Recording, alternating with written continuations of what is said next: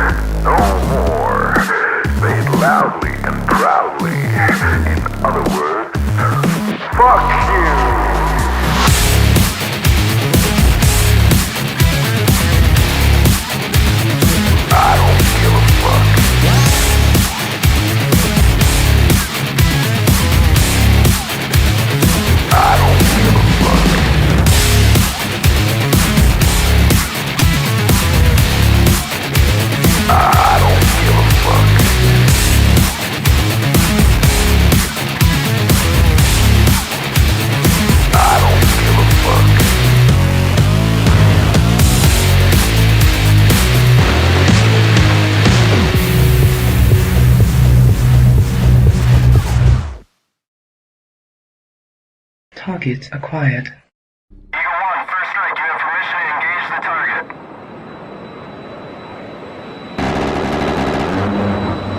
Warning: the following video contains explicit language which may be offensive to some viewers or inappropriate for children. The content within this video is intended for mature audiences only.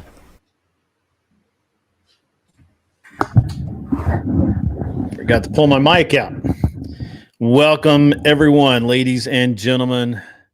Let's get to it today. How is everyone out there in chat land? How are we doing? We doing okay today? Good. All right. So, not really sure what everybody has going on today, but it's Monday. It's always a good time. I had a bunch of errands to run this morning. Had to run into Nashville, which always sucks for me. It just does. I had to drop off some parts at a friend of mine's place, and so I got my errands done. I got everything I needed to get done, and then I came home. That's what I did. Hope everybody else is having a great start to the day, and especially the work day for those of you gentlemen and ladies out there working away, making our country great, or your country great if you happen to be in a country other than the great United States. I'm pausing. Oh yeah, no pause for Nick Ga anymore. He's changed his name to Chino Prime. If you guys don't recognize him, that's him. He just made it easier on everybody. and it was quite kind of him. Quite kind. So might as well get a mic check. Mic check. Everybody hearing me okay? We good out there in Radio Land? I'm going to adjust the mic actually a little bit. I think the other day I had mic problems because I've been jacking around with the mic too much and need to leave it the hell alone. So we'll see.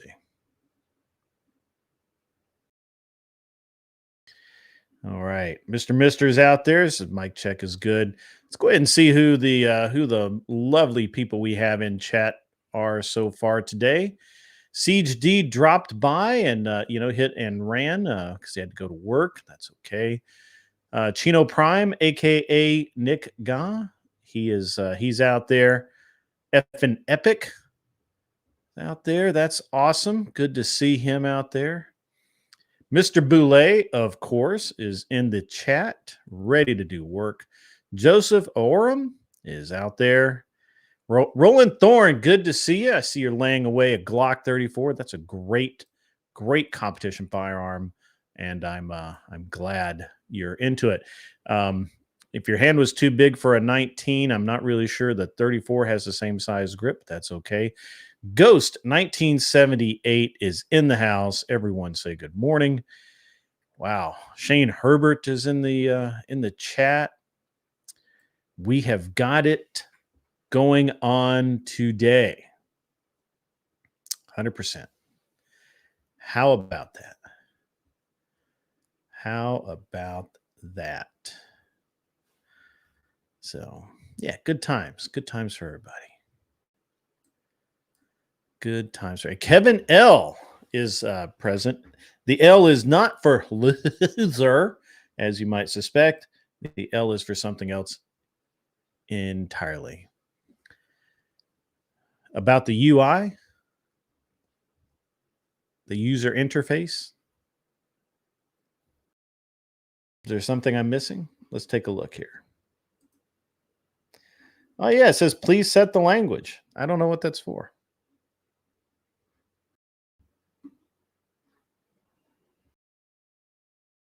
You know what that is? Stand by. Stand by.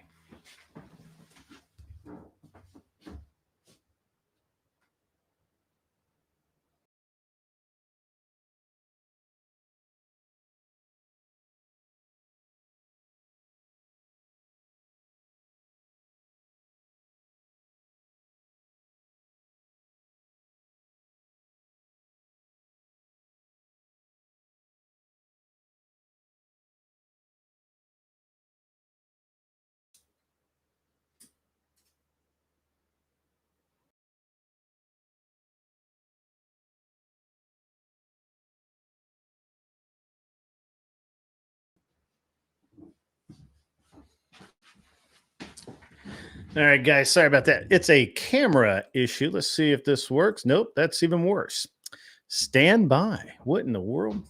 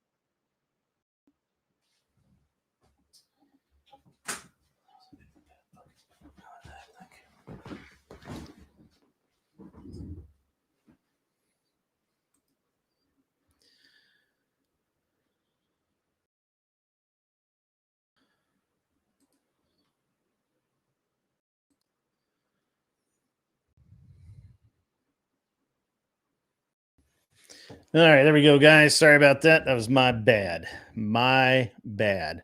I was trying something new on my camera, and I forgot to change it, and I actually didn't pay attention to it. So that was a problem. Sorry about that. Totally my bad. Totally my bad. No hackers. Just me being stupid. That's all.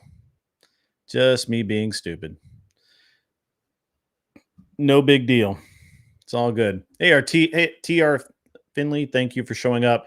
All right, sorry we were off to a rocky start there, guys. Totally my bad. Yeah.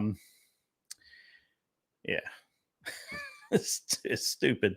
It's stupid. Just I was trying to make a mountain out of a molehill, I guess. ZT Den, glad to see you back. I'm glad to see you back. And glad your dad is okay and that you are now able to make the show. And it is what counts, actually. So good to see you. Good to see you guys. Good to see everybody out there today. So how about this VP distraction technique we've got going on? We got Vance going against Walz. They're scheduled to have a debate on, I believe, October 1. It's going to be interesting to see because the pundits are already, the political science guys, pardon me, they're not calling, on the Democrat side, they're not called pundits anymore, called political science analyst. Political science analyst. The Democrats can't say pundit anymore. Political science analyst. They got to sound way more official so that you'll believe the science, guys. Got to believe the science. Okay. All right. So Walz versus Vance in a debate.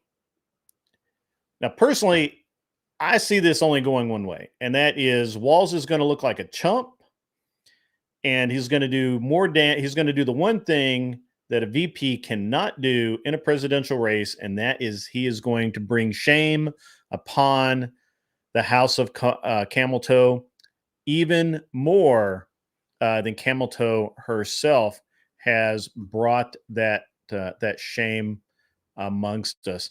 And it's interesting, I think, because we have so many things out there that poor Camel Toe, she's dealing with so much, and now she's saddled with this Walz guy who is he's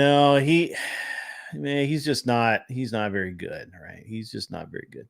He's got a lot of problems going on, right? And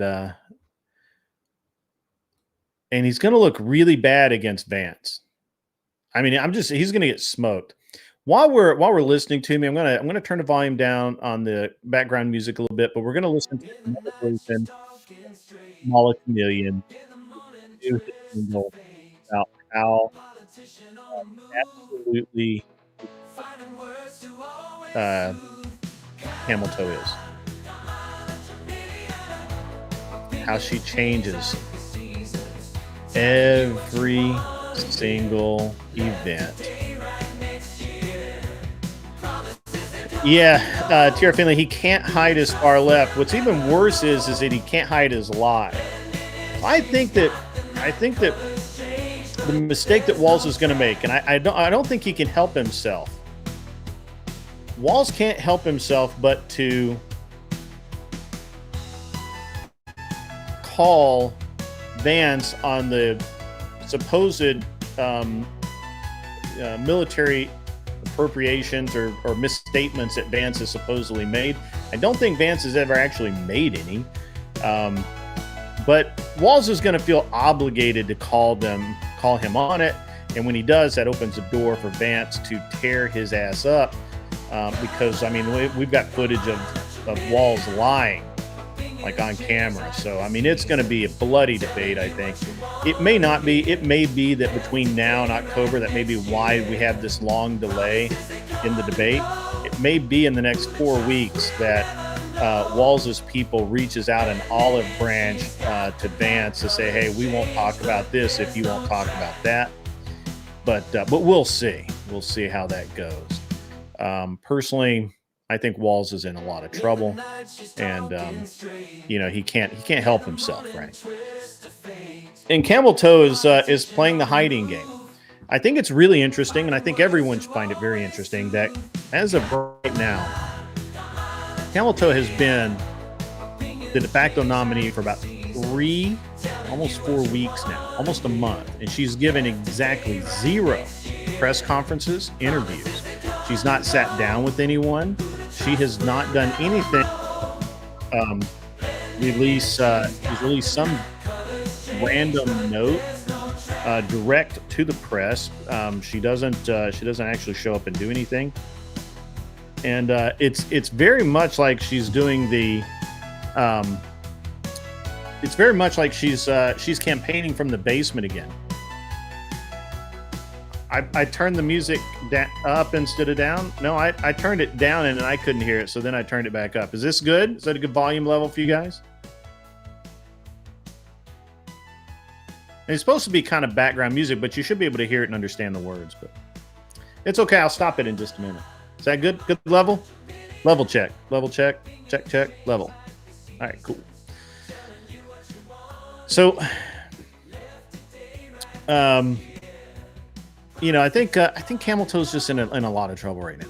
She's actually making, every time she talks,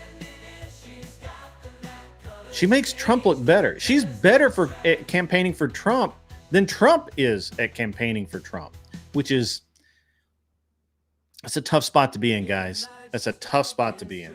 I'm going to go ahead and stop the background music. I have another version of that we may throw out there in just a minute. It's good. It's a good time. Lighthearted, you know, just calling her on her bullshit. Calling her on her bullshit. So, yeah. What's up, Fredo Fonzarelli? We always need the Fonz, man. So, Tara Finley, this is an interesting observation. You don't think that she can speak off the cuff without exposing her inability to string a sentence together? Yes. Well, she says really stupid shit, and then she will immediately reverse it in the next meeting. This is a problem. So the one thing that Kamala does not want to do is have a video recording of her saying something. Like right now, you may be able to find a video recording of her at one of the, I think, 3 public appearances she has made, where she talks about giving first-time buyers $25,000 to buy a house. Right?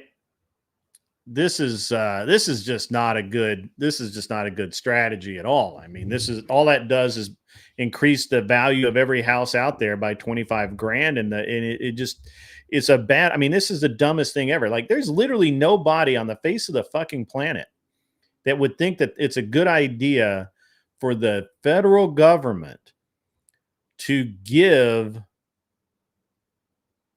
home buyers $25,000 to buy a home, to put down on a home. That's, what the fuck are we talking about? And she has said it, and it's out on video. If you do a very quick search, you will find it. That's dumb as fucking rocks. I mean, even leftists are like, that's fucking dumb as a box of rocks. But she said it. She's also, on one hand, she came out against fracking. I mean, hardcore. We are ending fracking. We're doing it. We're all over with the fracking. And then turn around. I was like at a different meeting. It was just even a couple of weeks later, and it was, nope, gotta have fracking. We're gonna move back into fracking. Fracking is where it's at. We're gonna reduce the price of gas and oil, and we're gonna bring American jobs back to America that we destroyed in the last election cycle. Bad look. The problem is she just actually has nothing to say of value. Right? This is the problem that we have with Kamala. And Elon Musk still hasn't lost his bet that you can't say why you're voting for Camel Toe without saying the words Donald Trump. Because there's no reason to vote for her. Her economic policies, are you fucking kidding me? Her economic policies, somebody else balances the budget, not her. Her foreign policy decisions, What? Seriously? No. No, she doesn't have any foreign policy decisions. She doesn't even understand which countries are which. Do you understand how stupid this is for someone to even think that we could elect a president that doesn't understand that Baghdad's not a country, it is a city? You understand? This is real, folks. She doesn't know what countries are what. If you told her we were going to go to war with Uzbekistan, she would say, yeah, okay, that's cool.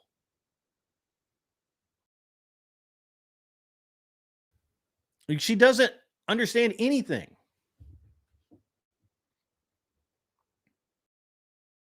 That's where your dad's from, Joseph? Yeah. The formerly great country of Iraq. And Iraq could be great again. Just got to fix a few things. She doesn't understand that Iraq, that she doesn't understand when you say a foreign country, she doesn't understand what that is.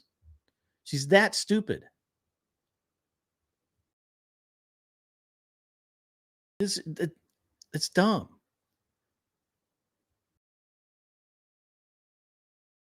I bet she thinks Dubai is a country. I would almost guarantee you she thinks Dubai is a country.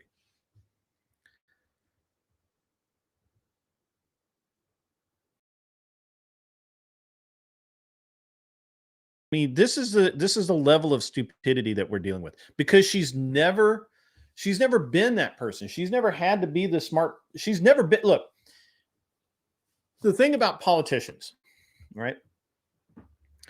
Most good politicians at one point in time have been the smartest person in the room, right? They understand what they're talking about because they have to be able to defend it and they have to make a case for it, right? So not only do they have to be proactive and say, yes, I want X, they also have to be able to defend X against why not do Y. She can't do either of those things. Neither one. Oh, that'd be fucking funny, Shelby. That would be fucking funny. This is seriously, Shelby. Welcome back to the chat, sir.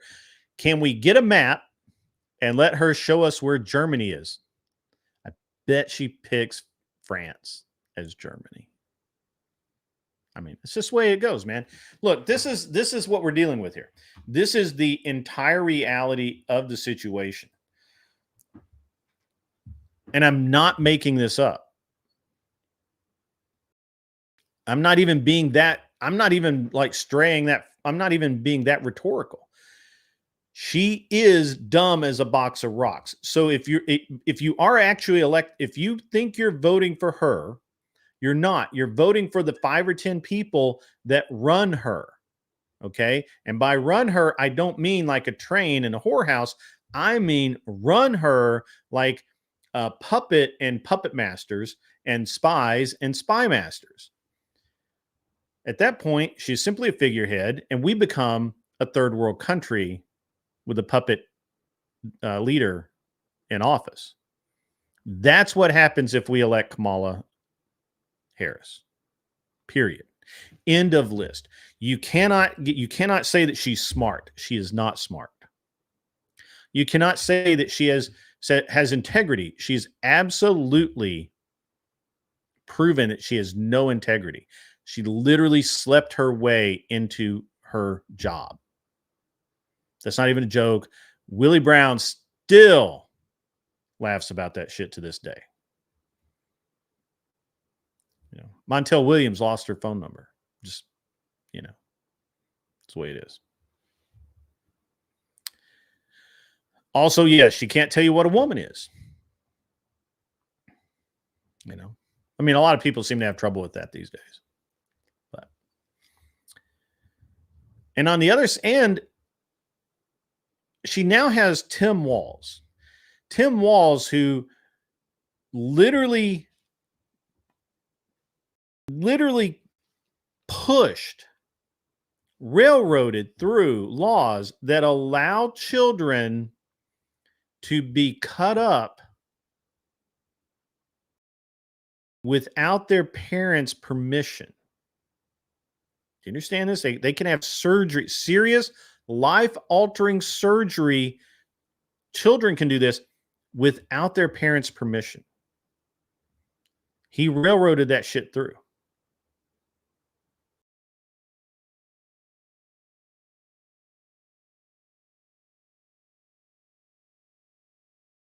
I mean, Tim Walz is literally like the bottom of the fucking barrel, right? Like, he's literally the guy. You see that guy at a party. If you have to, you say hi, and then you go to the other side of the fucking room.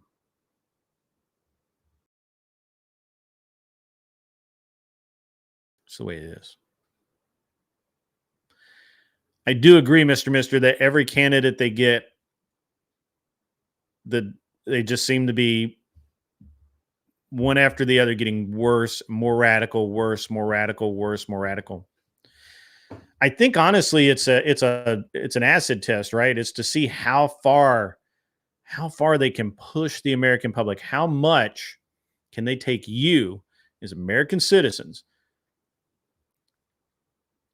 and get you to vote for something that you would never fucking vote for just because you're a Democrat, just because your dad was a Democrat, whatever. I seriously believe that 100%. Yeah, he wants to absolutely get rid of the Second Amendment. Unfortunately, he won't be able to do that. So fuck that guy. Yeah, fuck that guy. That guy's, it's a fucking monster. He doesn't belong in office. He doesn't belong. Honestly, he doesn't belong. Not only does he not belong in office, he doesn't need to be employed.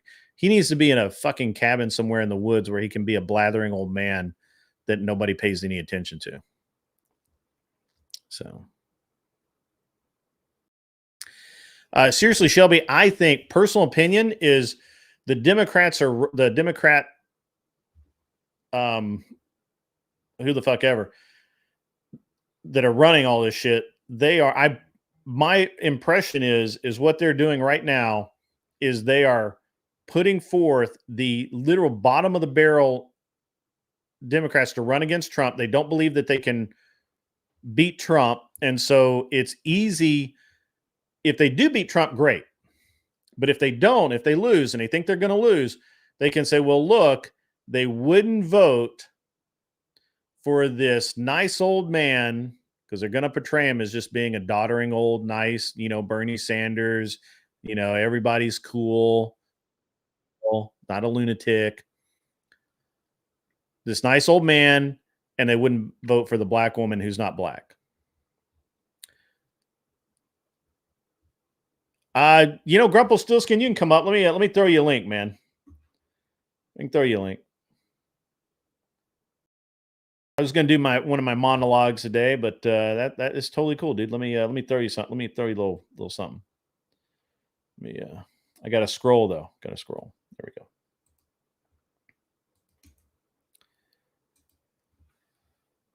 There you go, bud. While that's happening, R. Allen, $5 from R. Allen. How do the Senate races look? To be honest with you, I haven't been paying much attention. I need to. I would love to chat to help me out. Throw some opinions of your local Senate races, guys. Here I think we're gonna stay. We're gonna stay red. We got some good people. There are a couple of guys that were kind of like fence sitting Republicans that I think may not make it, but that's okay.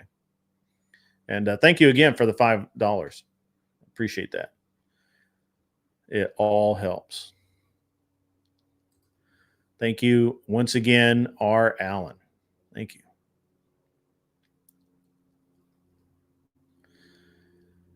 Yeah.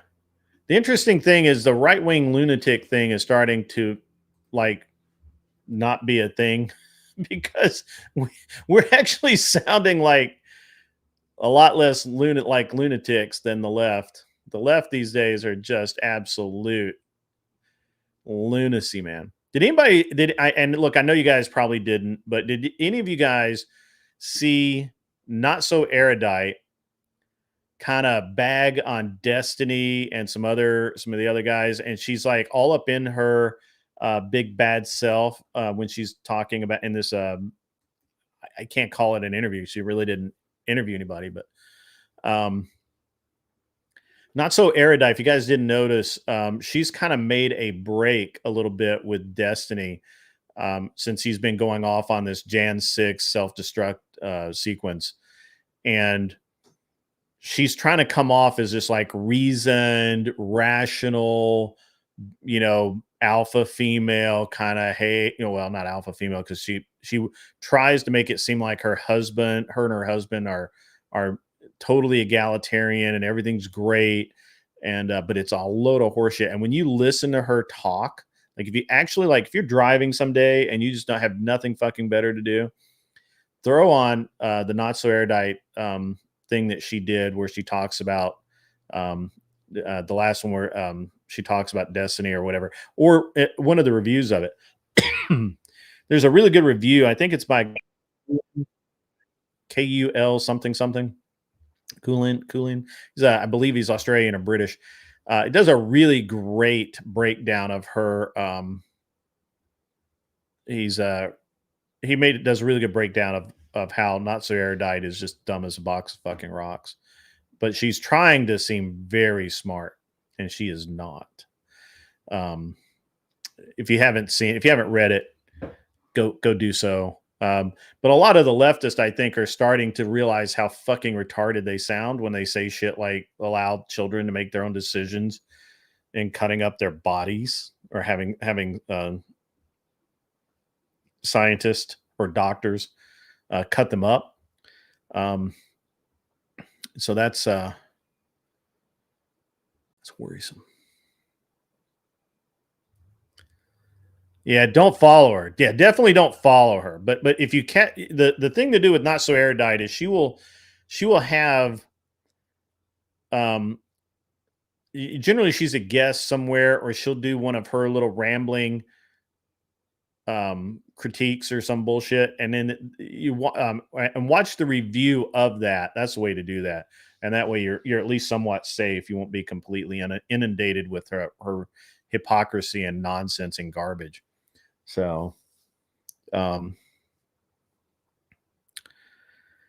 yeah.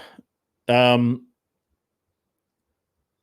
think one of the things that goes in the Republican favor right now is the Libertarian Party, such as it is, because again, nobody can. It's very rare that somebody can actually define a libertarian or define the. I see you there, or define the what a libertarian actually is. And now they've got that Chase. Is it Chase Oliver? Is that guy's name? The communist libertarian candidate. Oh, if you're asking, hey, hang on, just real quick, mic check. How am I sounding? You're a little low on my system, but I have the volume turned down. You'll probably sound great to everybody else. Chat, can we get a mic check? Mic check for mic check. 1, 2, 3. Mic check. What you like to see? Gonad check. Tactical soap check.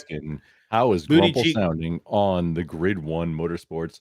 Grumple's not live. We're just doing a whole Grid 1 thing right meow. Yeah. How is Grumple sounding? Yeah. All right. Good. All right. Grumple sounds pretty good. Am I low to you? I'll turn my volume back up so I can hear you. Dude guy, Not So Erudite is in Destiny. These are people from like MySpace, like not MySpace as in like Tom. Stand by. Oh, Andrew, what's up, buddy? How's it going? What's up, man? Andrew, how are you? It's been. I'm good. I'm good. I was just talking about one of your favorite people. It's been a minute, Andrew. Hello. Who?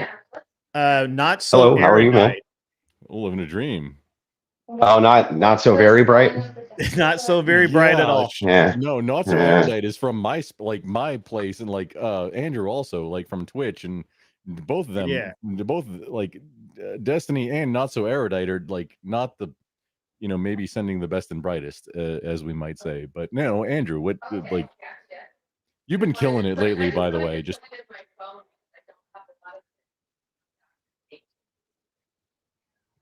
Yeah, so Not So Erudite. Sure. I just saw one of I'm her not sure videos. If I should insult you to prob you into saying something. Oh, you're not muted. No, I did. It didn't sound like you had finished what you were saying. That's all. I was just listening. You know, not so erudite's big in Twitch space, like, or it has been for the past, I don't know, in like 4 or 5 years.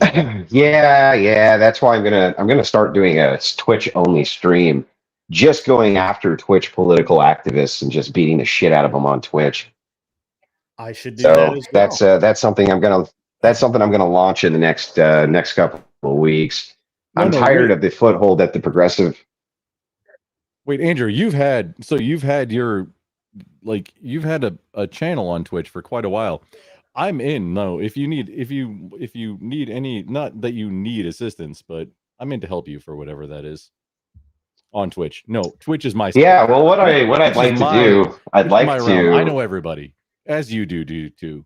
I'm in for. Yeah. Well, the thing is that the scumbag leftists have a way too much of a foothold in the Twitch sphere, and they definitely need to be challenged in a big way. And the problem is that the conservatives aren't bringing a big enough audience with them, and I will. And so, like, when Denims is streaming, I'd love to go on and just cook half of her audience off. Yep. You're coming back to the space, and I applaud it fully. And, like, yeah, no, I'm on your team, dude. We're fine. You're fine. Sort of. Good. No, everybody who tries to. It's so like not so erudite. Usually get banned. Apparently made a stream kind of bashing Destiny, and then kind of obviously she always applauds herself, and I just thought it was funny. I saw an English guy reviewing it or reacting to it, and I thought it was just so hilarious. Chud Logic. Well, it was an English guy reacting to Chud Logic and Erudite's disdain for Chud Logic, I guess. So. Oh.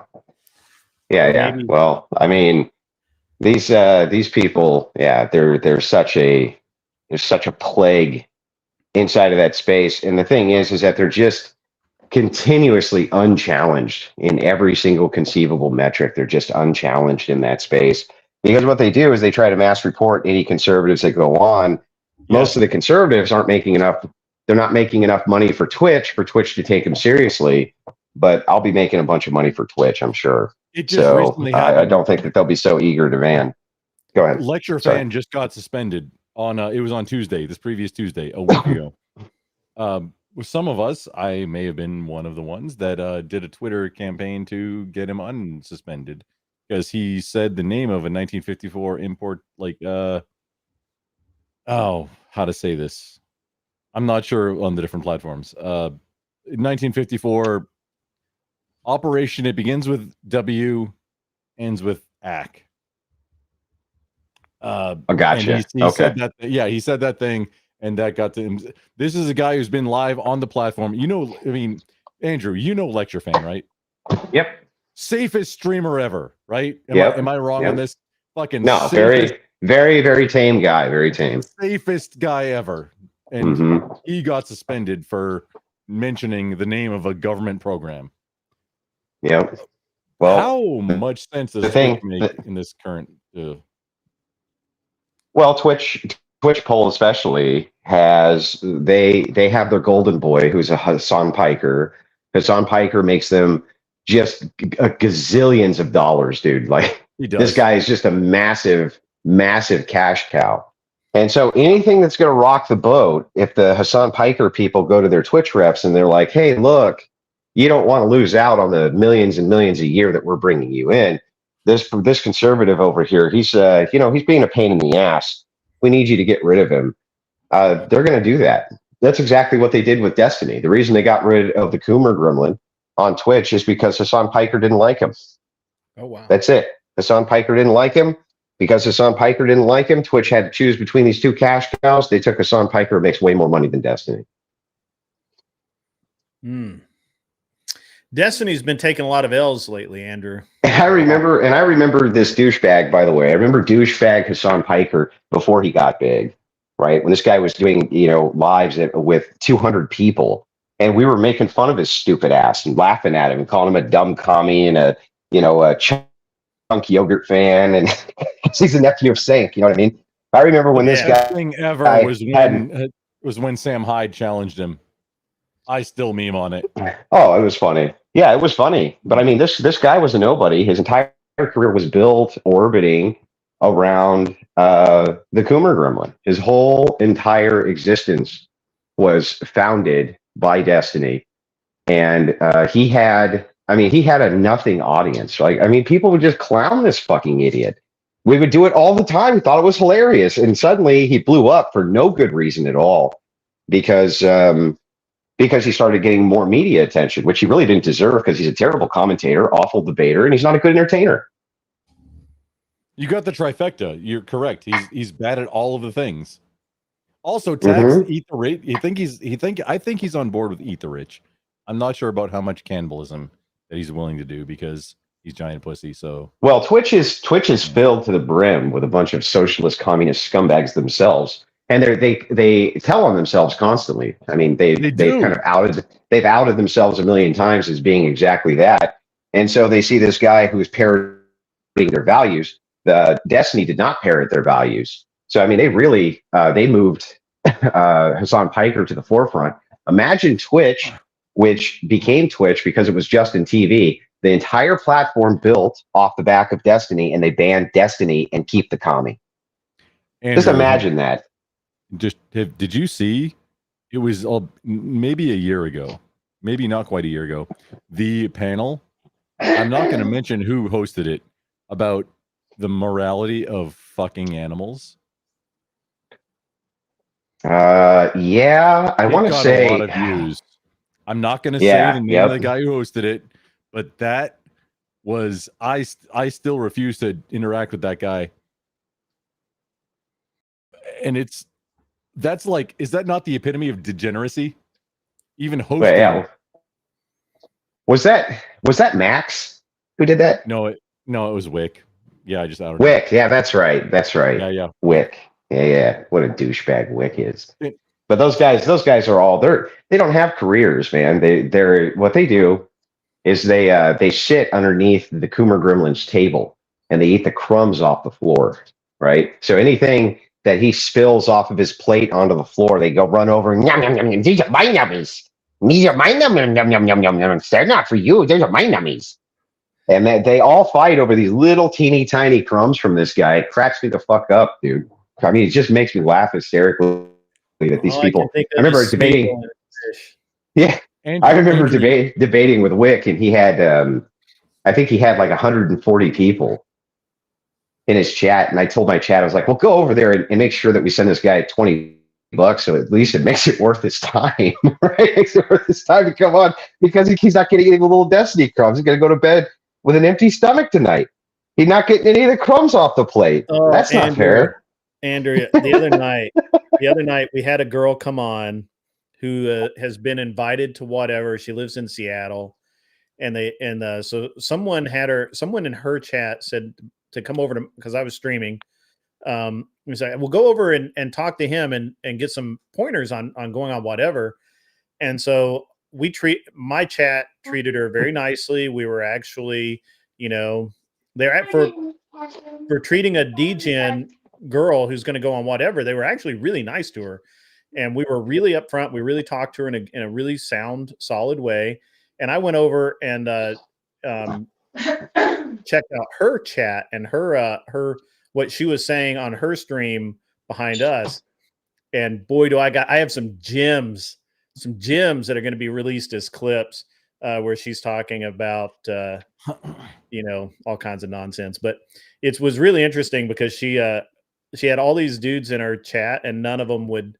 She was mad that they wouldn't pony up and pay her to go to Santa Barbara for the show. They won't pay for her plane tickets.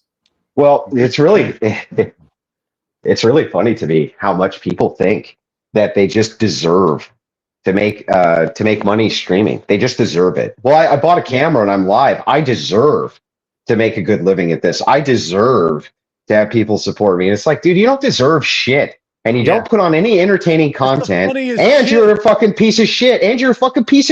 So, like, why would anybody support you, you fucking retard? I literally have a clip of her. Saying that send money and she'll show her ass. She has a nice ass. Just send him money and she'll show her ass. And I'm like, okay. this is gonna go. This I know where this is going. So, Greek, can I why send a would you- link I mean, into your side chat? Not into the YouTube, but into just the skull.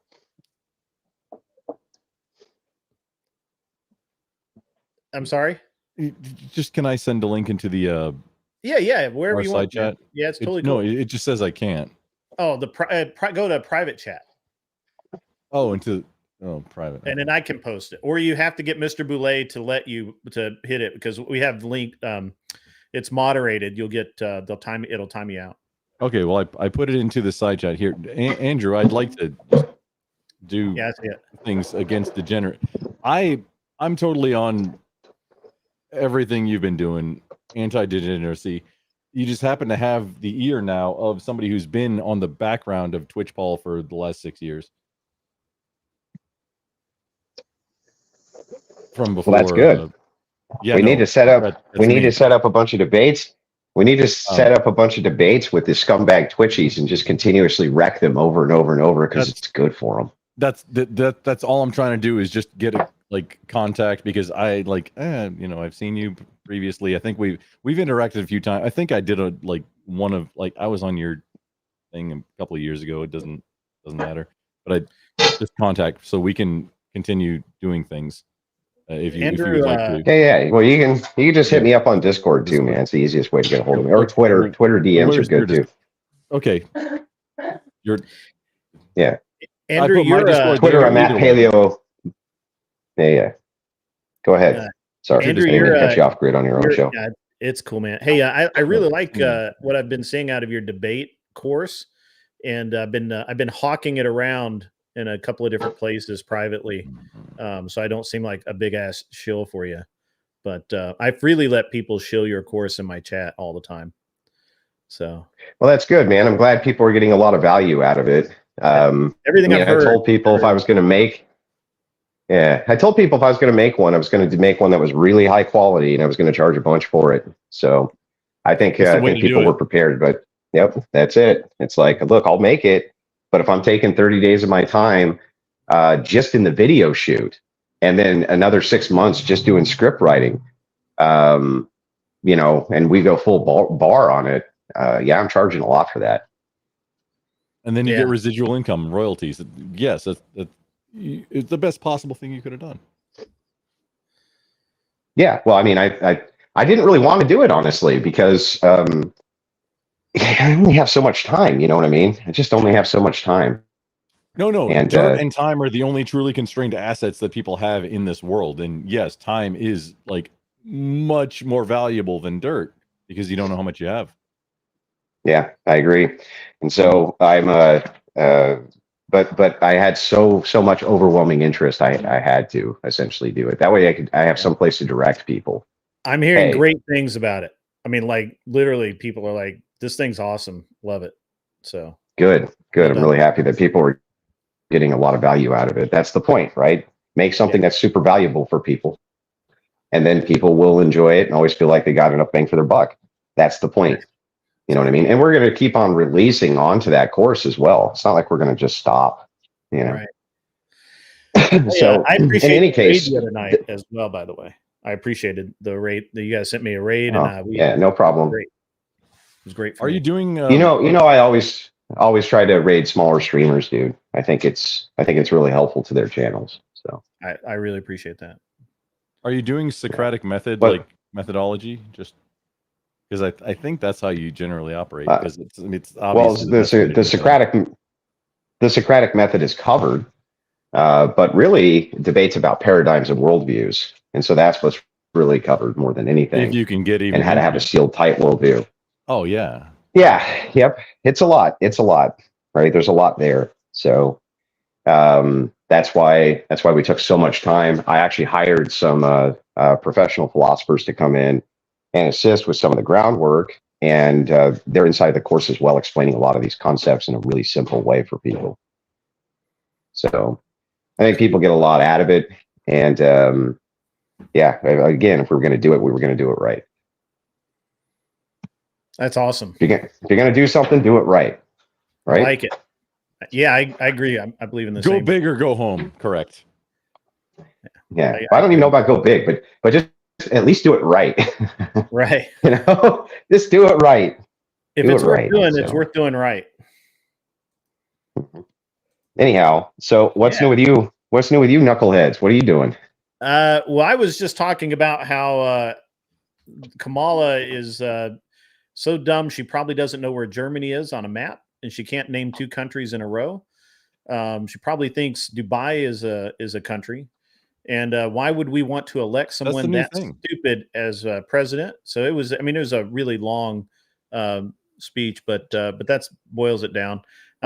She's getting Kamala needs to be she needs to be getting attacked specifically on the fact that she has no platform. Yes, she has zero platform. I wrote a song about that. It's literally nothing. She's blanker than Obama was before he ran. She has no platform. Like, there's literally nothing there. And then the whole, hey, I'm gonna make y'all's tips not get bitch, you is president now. Andrew, I in the finest tradition of following my betters, I had AI help me out. It is Kamala Chameleon. Was that rude? Was I just rude now? My bad. No. Yeah, I heard that. I heard that, by the way. I heard that the other day. I'll stop it then. Wait, did Twisted make that or did you do that? I had ChatGTP write the lyrics, and then I had another AI do the music. Oh no, I've got a buddy. He's a Marine too. He's a previous Harrier pilot. I'm a comm guy, so we're just like he has all of the friggin' AI. Oh man, why you got a bunch of fucking window lickers around here? Why you got a bunch of window lickers doing around here? Excuse me, Andrew. All sir, the crayon eaters. Crayon eaters. Also, red is the correct flavor. However, he will tell you that purple is. That's why you maybe doubt him, but he's good otherwise. Hey, when you drop your kid off to kindergarten, do you taste the paste for him, make sure it's not poisonous? I mean, being a responsible parent. Duh. Yeah, I got to be responsible, right? I mean, gotta be responsible. Come on, that's awesome. Yeah. Well, the thing, I love jarheads, right? Do you know why I love jarheads? Because they have such a great sense of humor about being fucking jarheads. So you gotta. But they also acknowledge the truisms. Like, if you want any piece of equipment tested, give it to a Marine, and if it lasts longer than 2 days, it's gold. Yeah, if it doesn't break, it's probably going to be good for a long time. What do you mean? You don't give Marines equipment. What are you talking about? What? Yeah, why would you give a bunch of monkeys AK-47s? You don't give them equipment. Andrew, are you like a DOD general now, like making decisions? Oh, this is like what it's been forever. I love their manual of combat arms, which is like 4 pages long, and it mostly consists of throw grenades. That's actually the entire mount manual is 7 pages of throw grenades. Marines can't read, dude. Come on, they don't have manuals. They can't read. Don't be stupid. An audiobook. Shush, Andrew. Don't let out the secret. Okay, there's a few that can, and then we kind of like let the rest know. But yeah, it's mostly grenades. It's mostly frags. I don't believe it, man. But the mount manual is all frags. Almost nobody in the Navy can swim. Okay, and almost nobody in the Marine Corps can read. That is true. It's 100% fact. 100% Andrew, if you were a G1 Transformer, which one are you? The fuck is a G1 Transformer? 1980s Transformers, G.I. Joe. You know, we watched it when we were eating cereal. Oh, yeah. Gotcha. Okay. I know you remember. Well, you're almost okay. So for sure, Optimus Prime, right? For sure, Optimus Prime. Not Optimus Prime or Megatron. Pick another one. Come on. Oh, dude, you can't pick another one, man. Optimus Prime was the only one that was cool. No, Optimus Prime is he was the only one that was cool. That everybody latched onto. Megatron is when you're like on your Joker arc, and then you figure out the other characters. Come on, you know better than that. Yeah. Okay. Well, here's the thing too, right? Is I didn't like the Transformer cartoon. I barely ever watched it. So there's that.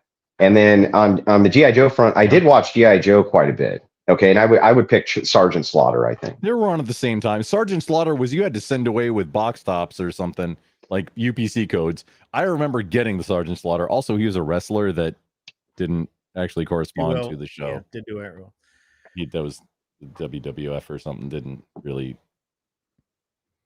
But I get where he was in the show. He was in the cartoon. No, he was. But he was in the cartoon.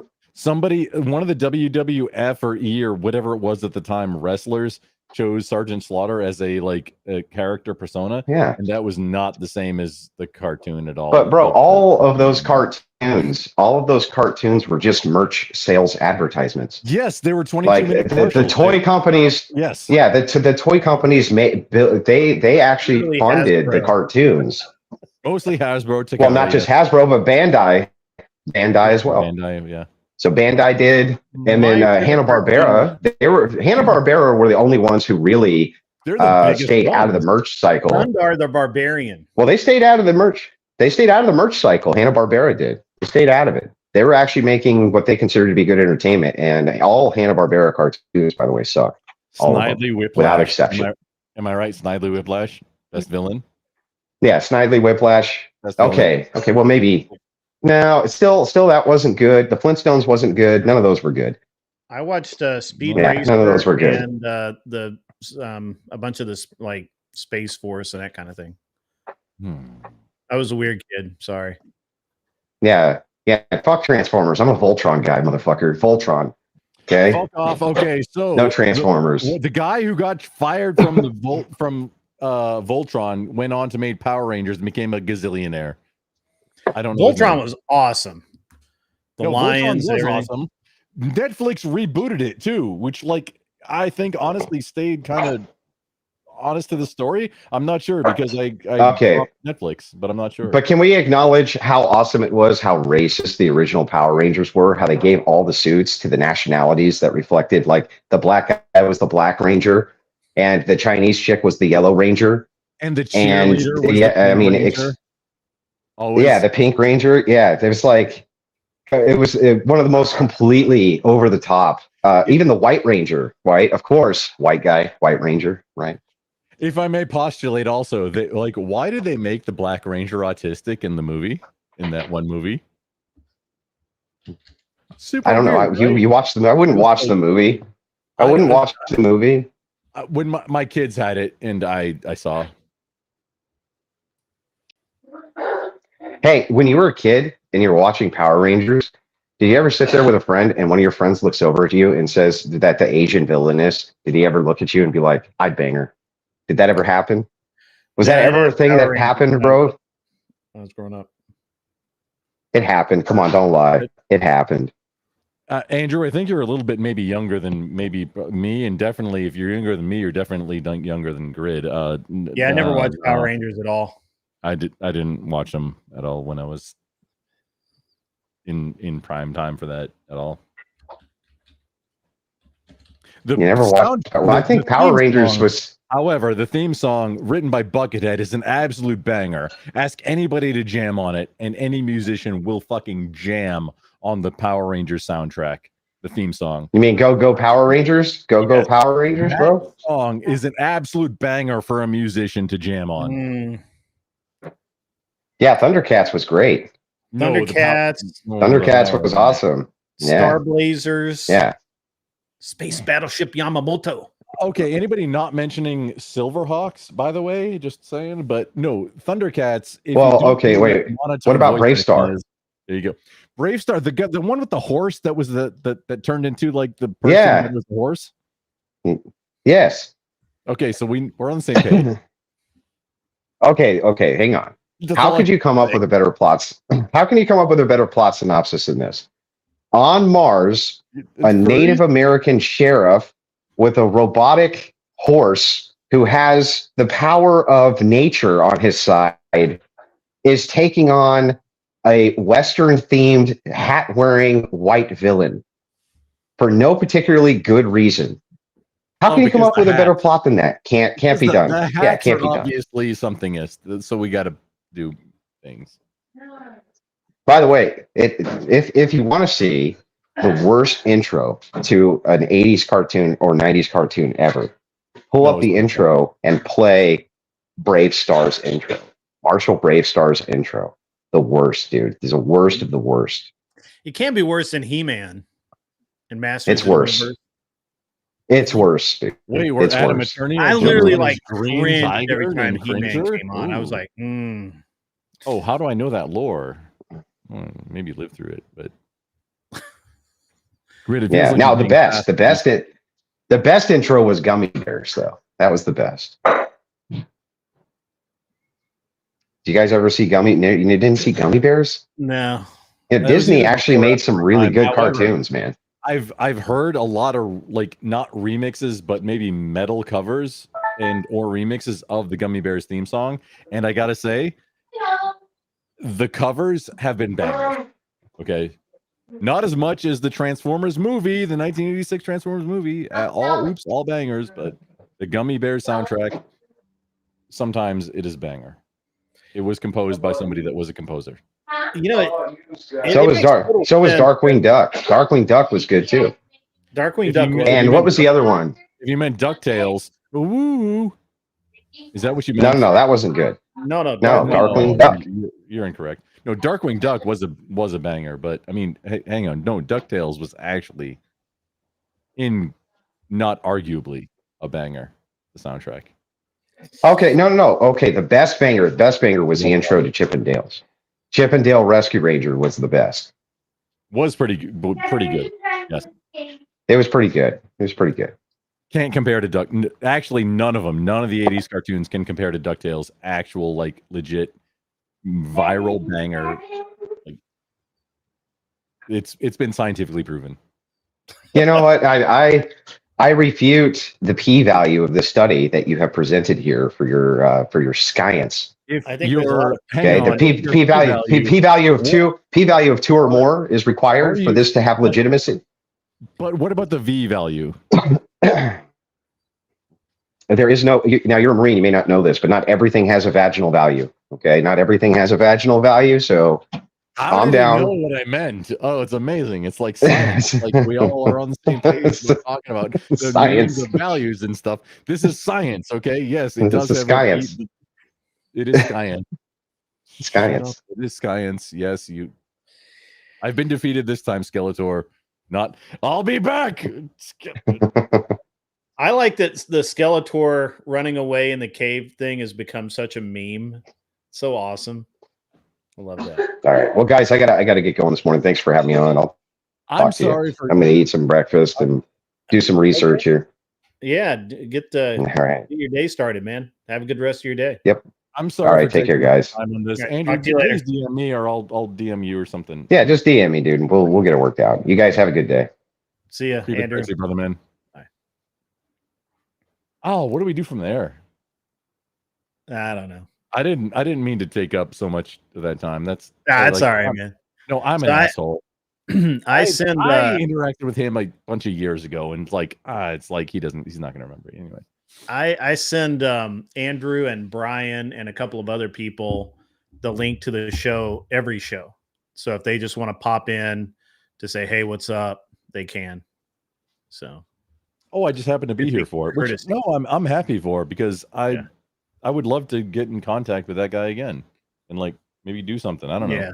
It's a courtesy thing for me. He's helped me out a lot. So if he wants to come and hang out, because this is where he just chills out. He can just bullshit and talk about fucking cartoons and shit, and nobody cares. It's all good. It's all good. So I think it's interesting. There are a lot of times people think that he's going to have like some great big revelation moment, and we're sitting over here talking about fucking Power Rangers and shit. So no, Grid. That was very much the intent. Like, we talk about Transformers or something. Yeah, we don't have to talk about the dumbasses from whatever or whatever. Yeah, we don't need to talk about that thing. Like, let's talk about something way more fun. Yeah, obviously. Yeah, but the not so erudite thing that we started out on, I don't know where he was going to go with that. I wish we hadn't got him distracted on cartoons. Oh no, I think it's way better that way. Window licking Marines, but things work out how they're going to supposed to be. Yes, Yeah. but I'm sorry. Like, no, the grid. Sorry, you got a window licking, crayon eating actual Marine here. So, I mean, did squirrel? Right. Oh, it wasn't unexpected. It wasn't like I didn't know what was going to get, wasn't going to happen there, but that's okay. But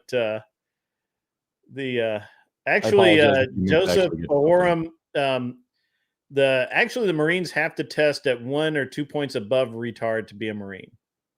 Can't actually be a retard and be a Marine. They check for that. I mean, you can have, well, here's the funny thing also. Yeah, you can't be actually physically retarded. That's actually tested against, but you can have up to at least 20 years ago, 20 plus, 20, it's 25 years ago ish when I joined. Holy fuck balls, Batman. 9/11 happened. It was almost 25 years ago. Yeah, it was November when I joined. Either way, okay. So you can have up to 2 felonies and join the Marine Corps. Yeah. Usually things that go along with that might be precluding you from joining, but you can still, I think at the time the Army and the Navy were one, but yeah, you can have up to 2 felonies at the time and join the Marine Corps. Because, I mean, if you don't need a clearance, nobody cares. Well, I like, we were actually talking about it this weekend about how in the olden days, in order to not ruin a young man's life, judges would give them the choice: enlist or go to jail. and then enlist where? Well, usually they would enlist in the Army, but nowadays it's almost exclusively the Marine Corps. Is that still a thing? And does that happen? It is still a thing. Oh. Enlist or go to jail. Anybody who does that is going to get harassed as long as anybody knows that. Yeah, well, obviously it's not part of your record, but it would be one of those things that you should not brag about. You should not talk about this in public. Yeah. I'm getting some questions here. What are my thoughts on the DNC building a wall around the convention and requiring ID to enter, given their stand on the border wall and voter ID? Well, first of all, because I'm American and I believe in security of our politicians and political service, I don't have a problem with them taking appropriate security measures. Now, unfortunately, the DNC is irrelevant to me, so I could care less. But I believe that they probably do need that wall, given their predilection to causing people to get very grumpy towards them. Silvar Ogre says your audio delay is pretty bad unless he starts using Kung Fu, which means you have to like talk. I don't know what that means. You're like a B-grade Kung Fu movie where we hear the volume, we see your mouth move, and then 2 minutes later we get the volume. Is that what you're getting from me? Because a little bit. It's not that delayed on my end, but by the time it goes to YouTube, it probably is. Oh no, let's play a game. Hang on, how can I make it more? Yeah. Also, just out of your Mr. Bully, like your Department of Numismatics, thanks for shouting me out. I really appreciate it. I'm not live right now. I do go live on like 4 platforms, mostly Twitch, but not right now. I appreciate it. Joseph Ahoram was a Marine.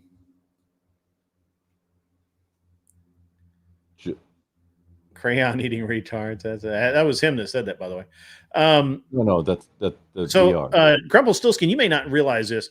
We give any guest of the show in good standing, if they happen to be on the show or even in the chat, the moderators shout them out so that anybody in the chat knows that you have a channel, and they can go check it out, subscribe, or whatever, so that help everybody out. It's just a policy here.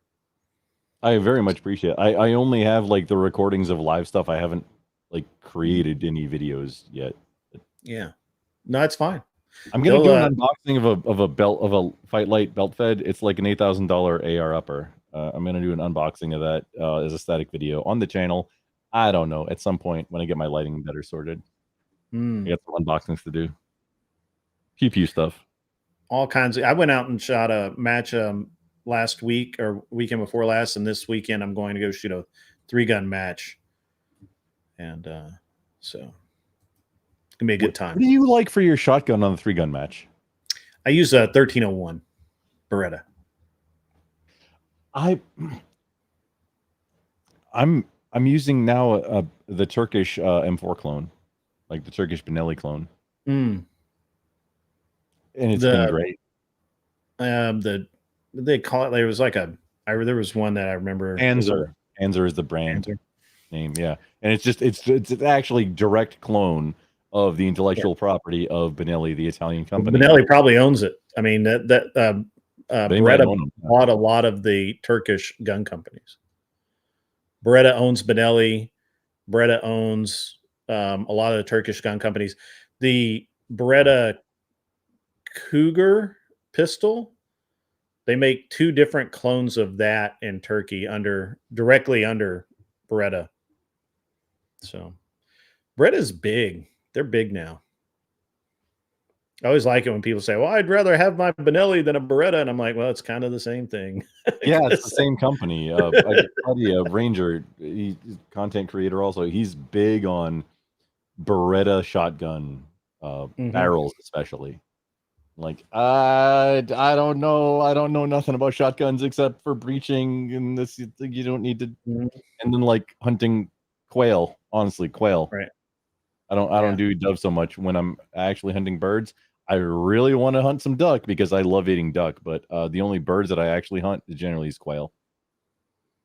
Because there's no they're not migratory, so you can have as many as many rounds as you want, and it's not like it's just not as scary. Like maybe a game warden might come and wreck your entire world. So that's the only thing I hunt personally, as far as birds or migratory birds go. Yeah, we have yes, I use a 1301 Beretta that's been modified by Steve Rose at Rose Action Sports. And he didn't really modify it that much. Basically, all he did was he did a little bit of port work around the loading port, and he did the put the rifle sights in for slugs. So he put basically like a dovetail, probably a Glock rear sight that lines up with it's basically just one of those on the slide. It's sliding. Oh, okay. Yeah, it's just a dovetail sight on the rib, and so and then you can use any accessory that can use that too. Like if you want to put a it's a yeah. I mean it's not a pick. It's not pick. It's just a dovetail like rear sight like for a Glock, and it just slides right in the rib of the barrel, and then that gives you your shotgun slugs sights out to about 100 yards. It's pretty bang on. So yeah. But yeah, it's pretty good stuff.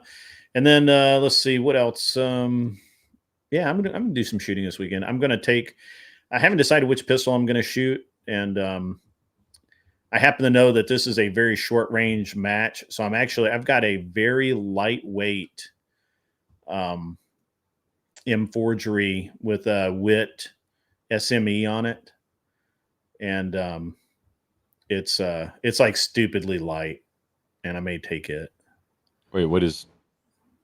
When you say SME, I think subject matter expert. I might not be. Yeah. It's meant to be. It's meant to be that. They call it a sound modulation, sound mitigating equipment, and it's like one step away from being a suppressor. It's one step away. Yes, one step away. No, I fully endorse. When you look at it, you're like, that's a suppressor, but it's not a suppressor legally. I 100% endorse it, and I didn't see nothing. It legally in all 50 states. Whatever you say it is, that's what it obviously is. I didn't see nothing. Yeah, no, in all 50 states, it is actually legally not a suppressor, but it's literally one step, and that's fine. So, Joseph Oram, the easiest way to get into competitive shooting is go to practicescore.com. That's PRACTIC, practice score, or PTIC whatever. Practicescore.com. I'll hang on. I'll just throw you the link. I have to get the acronym straight, like IPSCA, ISCCA, like what some of these are car organizations, some are shooting organizations, and I like, oh man. So you go to practicescore.com. I'm going to post it up right here. Hopefully it doesn't go to my personal link, but practicescore.com, search matches, and then you can search however far away you want and find matches of all kinds. IDPA. That link is clean. USP, SA, 3-gun. I think they do precision rifle now, shows up on a lot of times, but it was originally meant for action shooting. Any shooting that I do should be considered action shooting because it all involves moving and shooting. I don't really do IDPA, and I actually don't do a whole lot of USPSA because I want to move while I'm shooting. And I like challenges. Everybody should be into cowboy stuff. I never did get into the cowboy action shooting. I should, but I want to. I want to. I need to get into it. Like, it's like I'm so close to getting into like. Okay, so hey, Grid, I'm going to quiz you right now. Marlin or Henry, if you want to buy a 4570, just because, hey, fuck your level 4 plates, I'm going to do my thing. 4570. No, polar bears, rhinoceri, dinosaurs, tyrannosaurus. No. Hang on, I got this 4570, right? Yeah. So Marlin or Henry, which way you going? Because I like Henry, but I think Marlin has the better reputation in that particular gun. See, I have a Marlin, and I agree. Yeah. I want the Henry to be, and the Henry may be fine. I don't have much time with it. And I had the Marlin 4570 is the same basic gun as their like ridiculous Magnum version of that. It is. The 455 Marlin or whatever. Tyrannosaur. Oh wait. Yeah. No, you didn't mean that one. Is it 455 Marlin Magnum or some bullshit like that? That thing will kill you. I mean, it'll kill the guy on holding the gun, let alone whatever's downrange. One of the uncles used 416. It's either 416 or 460, I forget, but Rigby, 416 Rigby, I think, or 460 Rigby, and he used it to hunt a elephant. Yeah. And I have now an elephant skin case for a rifle that I don't have nearly a rifle good enough to put into this gift of a case that I received. It's blue grayish, like the skin of an elephant, but I don't have a rifle nice enough to put in this elephant skin case. I feel like an asshole. Marlin, I don't know that Marlin quality ever suffered in their lever guns. I know that in their 22s, they got kind of iffy because they just didn't care about them. And now that Smith & Wesson owns them, all of the good Marlin 22 guns are history. But I have one. Do you? Yeah, you should keep an older one. I've got a couple as well. Marlin. Yeah. My problem with Henry and the big bore guns is they've not been doing it as long as the other guys. And so it took Marlin a long time to get those big bore guns to where they would hold up because it's a lot of juice, man. It really is. But like if you wanted a Henry like 38 357, that's a fucking great gun. The Henry 44 Magnum, that's a great gun. Just once you get up into those like Magnum or close to Magnum calibers, 45. Just so everybody's clear, just for illustration, a standard 4570 projectile is roughly 500 grain projectile. Yeah. It's 45 in diameter. Same as 45 Colt or whatever, or 45 ACP, but it's 500 grain projectile. Yeah. It's a big, slow moving, like boof. It's almost a blooper. Yeah. Like a boof type thing. Yeah. I'm not a lever gun fan. I own a Henry 22 lever gun, and that's it. That's the only one I own. Which is shocking. I should own like 10 of them, but I've owned probably 10 of them over my life. I just don't like them, and I don't keep them. So I just offhandedly am a fan of being able to defeat armor of, feds that may be trying to encroach on whatever. Not that that's what we're talking about at all, but Yeah. just, Well, it's that's interesting. silly. It's interesting because I have a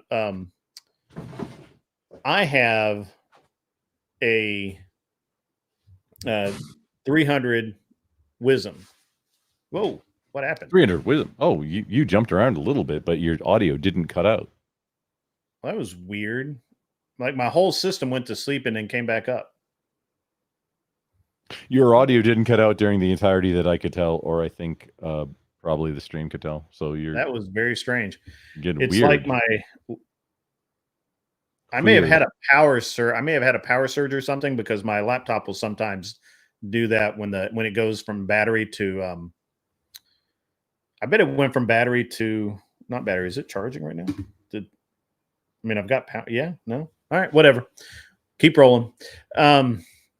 We'll do it live. Yeah. I really I have a 300 short mag. And I have a piece of 1/2 inch thick. I may have a picture of it. Let me see if I have a picture of it. I shot a piece of I shot a rifle spinner that's like 1/2 inch AR 500, and it went a soft pointed hunting bullet went through it like hot butter. Like, it's just crazy. And you could see where my buddies have been trying to put a hole in it with like AP out of Russia. What's the 7.6254 Russian? 7.6254 is the Russian. Yeah. So equivalent. Yeah, my buddies have been trying to put a hole through 7.62x51 or 308 or 30-06, like close to both of those. Yeah, it's 54R. My buddies have been trying to put a hole through this thing, and they couldn't get there. And they got close. I mean, they pockmarked it, But that 300 short mag. I mean, and I'm talking a Winchester silver tip, which was it's a ballistic tip hunting round, went cord like straight through this thing. It was hilarious. And that's why I got a picture of that. And I always thought it was funny. It's the really funny thing is the barrel is the barrel and the bolt are the most important probably parts as far as mechanically. Mm-hmm. Next to that is your human interface pieces. I mean, the triggers kind of, and then you're reciprocating your stuff. I like how all the AR guys, when they start talking about accurizing the AR, one of the first things they say is get a better trigger. And I'm like, that triggers don't add anything to the accuracy of that weapon at all. Oh, they do, but indirectly. They just make you feel better about your mind.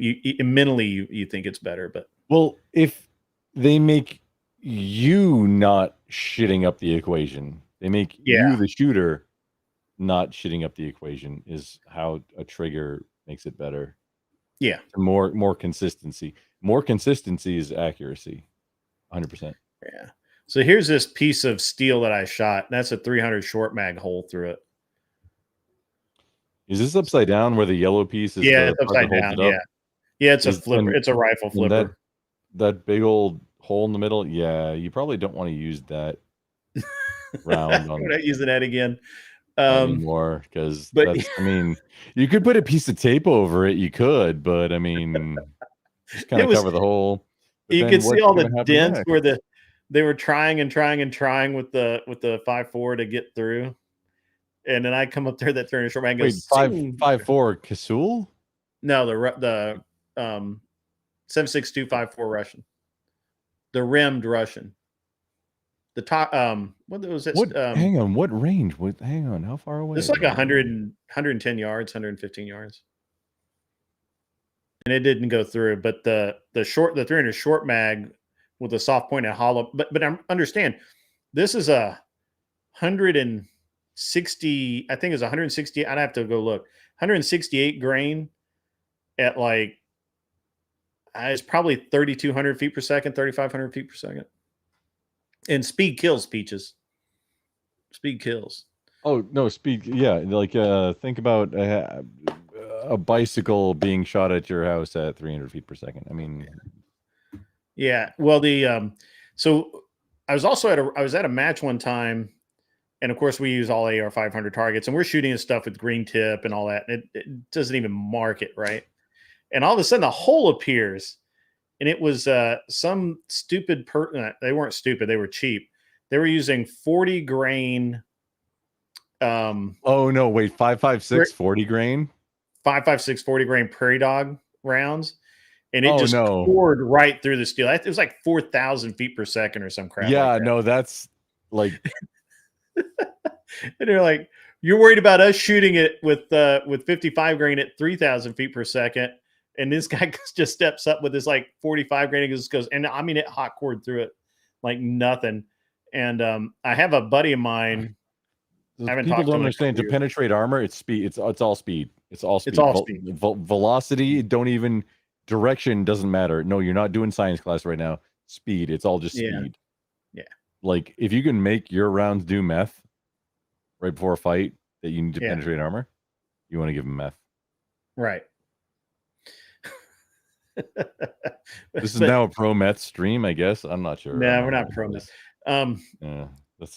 I was like, I'm really shaky on this. Oh, Cat, don't worry. We're only talking about the after effects of it and armor. So I have a buddy of mine. He's an armor guy, and we were taught him, and he loves these guys that get into these deep philosophical discussions about armor. And they're like, well, steel armor, ceramic armor, multi-hit, and he's like, something will go through any of it. Like it's just got to get the right thing, right? And it's all dog water at that point.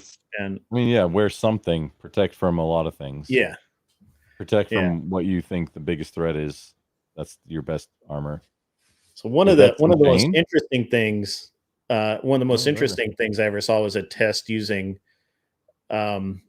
the AR 650 or whatever it is, the stuff that Night was not they're not called Night anymore. 650 plate, huh? The 650 plate? No, CAC. So Night Armament. Yeah, Night Armament. Just so everybody knows, Night Armament, KAC, Night Armament Corporation, is now the current company that owns the Eugene Stoner original property. Yes, that's. There was a company for a little while. Original AR. Yeah, there was a company for a little while that called themselves Night Safety or something like that. It was basically they just did armor. They did plate steel armor, right? It was probably like three guys that had a plasma work contract. I have to take a moment. Go ahead. He's got to work, guys. We're going to talk. You should turn your camera off. Here, I'll drop you out of the chat so you can. I say I will. There we go. All right, I'll bring him back when he's done with his phone call. Third news stories for the day. Facebook reviving Russian hoax narrative. Here we go. Yeah, look, there's a lot of really good news today out there. There's I still like I'm still really kind of focused on the VP debate. I think that's going to be the really great thing. I think that's going to provide so much entertainment for people like me. It's going to be just great. And obviously not so erudite is something I'm really going to laugh about. Probably not as much as you guys are going to laugh when I release the clips that I have from Ava the G on when she thought nobody was looking, or nobody over here was looking, because, obviously we're not smart people, right? Of course we are. What's wrong with people?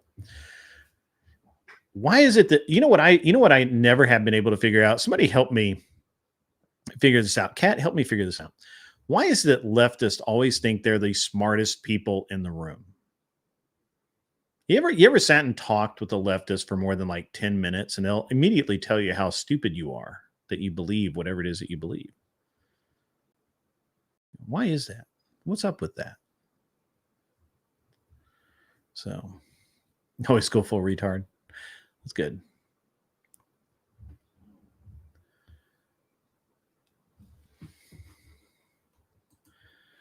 Outside the DNC convention, that's a growth industry. Let's get more about that. Let's. How do I support that? Can I send them $20? Could we get all of the DNC guys, anyone that goes to the DNC? Can we get them all vasectomies? Anyone?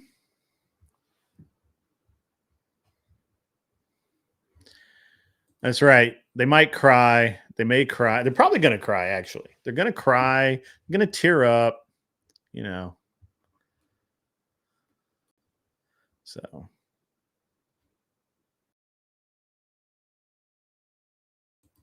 Nobody ever calls them out. Because the left thinks they're the only smart ones left. That's fun. I see what you did there. That's whatever. Yeah, it's very funny. Yeah, let's yeah. Here's my money. They can have it on my behalf. Yeah, I mean, I'd probably donate to that cause if we could just, you know, if they promise no more leftists. The problem is they'd have to move to like Nome, Alaska or somewhere so that they couldn't infect anyone, right? So. All right, guys, come at me. Give me some critiques. Give me something. It's going to get mad and hit you with this purse. I think you're right. I think that's probably right. I'm always a bit tardy because my watch is. That's great. That's great. Yes. Yes. Yes, indeed. That's awesome. That is awesome. That is really great. You know what I really have noticed is that Microsoft, Bill Gates must have a ton of control over the news that Microsoft Bing or whatever the fuck their browser is called this month. He must have a ton of sway over what news they put out, because every single news article that I looked at on Bing versus Chrome, the Chrome news articles are pretty much tailored to my preferences, right? Because I get a lot of conservative news. I don't get very much Democratic drivel. But I noticed that Microsoft has zero fucks given, and it's all leftist all the time. So it's very interesting. Mr. Boulay coming through with a banger. This is Bob Barker encouraging you to get your dim spayed and neutered. It's for their safety and yours. So please do the right thing and get your Democrats spayed and neutered today. See. That was great. Good job. Good job, Mr. Boulay. Excellent work. Excellent. Yeah. So, and I saw a joke. I assume it's a joke that Elon is going to buy YouTube. Can't wait till that happens. If Elon could buy Twitch and YouTube, dunzo.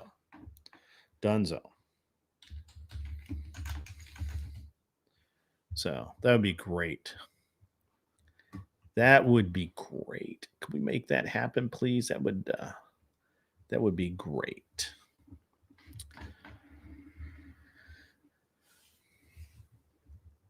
Not that I, support Elon having such a total control. I just think that he would, he would be closer to neutral than what we get currently.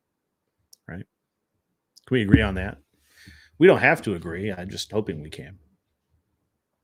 So, hoping we can. All right, let's see. I got that. Yeah. Okay. Cool.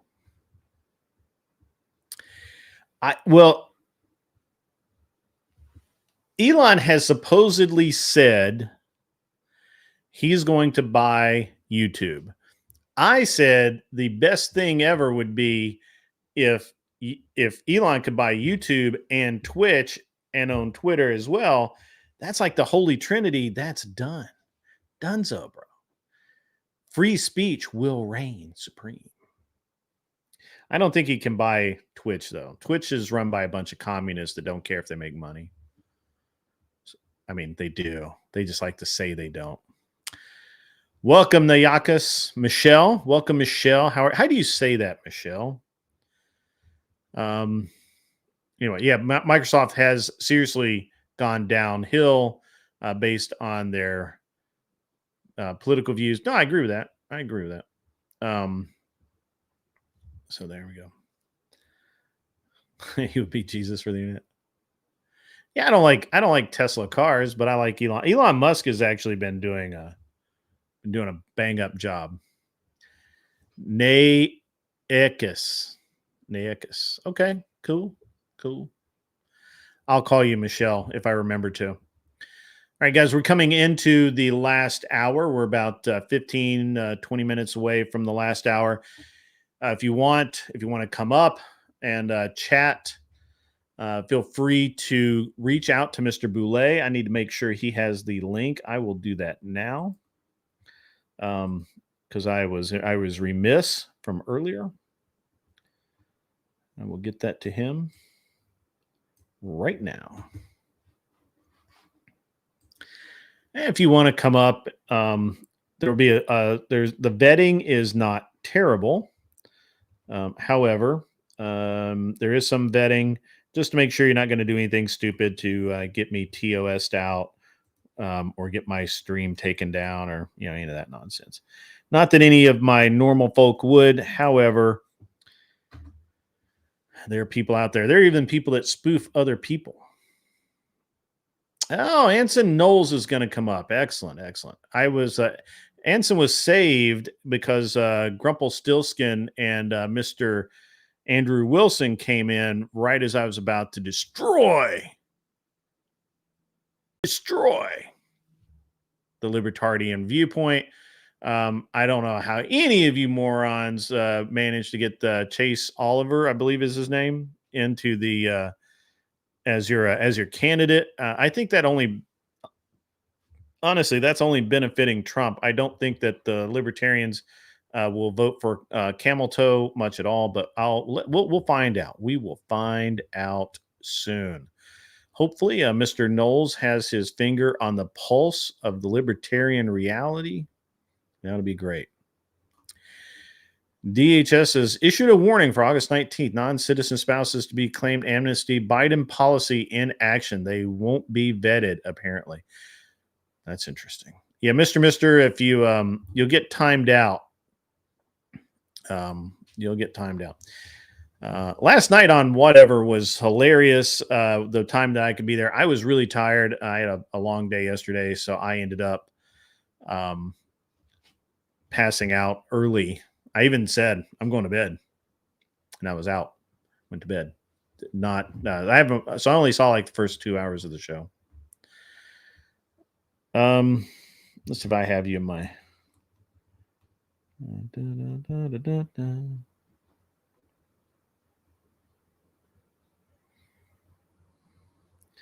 I haven't seen Clover Tack on in a little while. I think I keep thinking he's supposed to be in. Anson, I'll send it to you. There you go. I got you, bro. There you go. Yeah. I got him, Mr. Boulay. I got him. The LPN is a joke that doesn't. I agree with you, Silvar.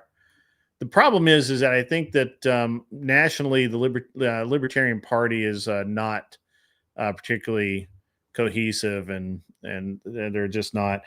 I would rather see them just kind of fold back into where they were and go back to the more conservative side of the aisle. That's funny. My go-kart guy. What's up, man? Got the black and white motif going today. Here.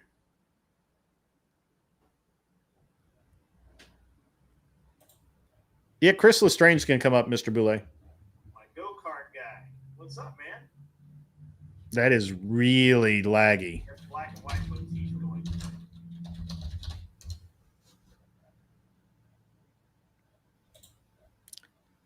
Yeah, Anson, you're lagging about a minute behind. 30 seconds at least. That is really laggy.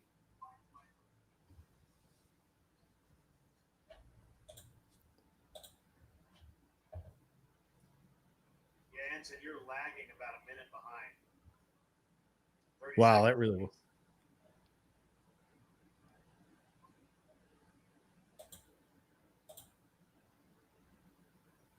Oh, GS was confusing you for Michelle, the other Michelle. I'm actually surprised the other Michelle isn't in today. She must have had a lot of stuff going on. Oh, GS was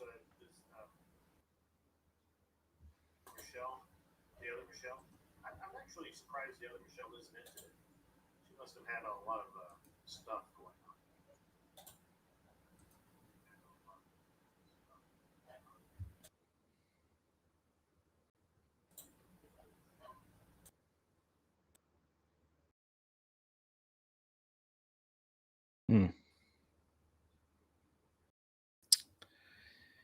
Well, okay.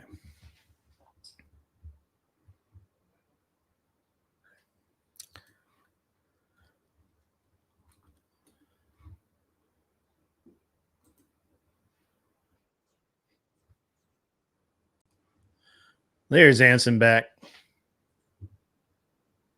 Can you hear me now, Grid? Yeah, that's way better.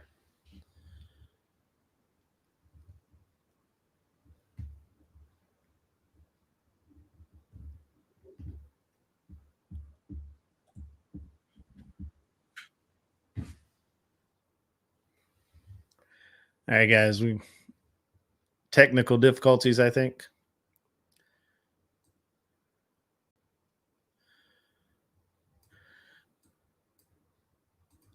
Michelle, are you in the U.S. or are you abroad?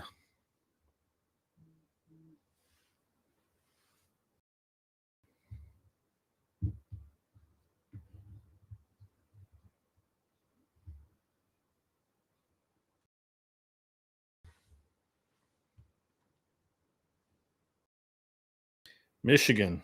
Oh, you know, Michigan. Christian is in Michigan, shockingly. We have a lot of people from Michigan.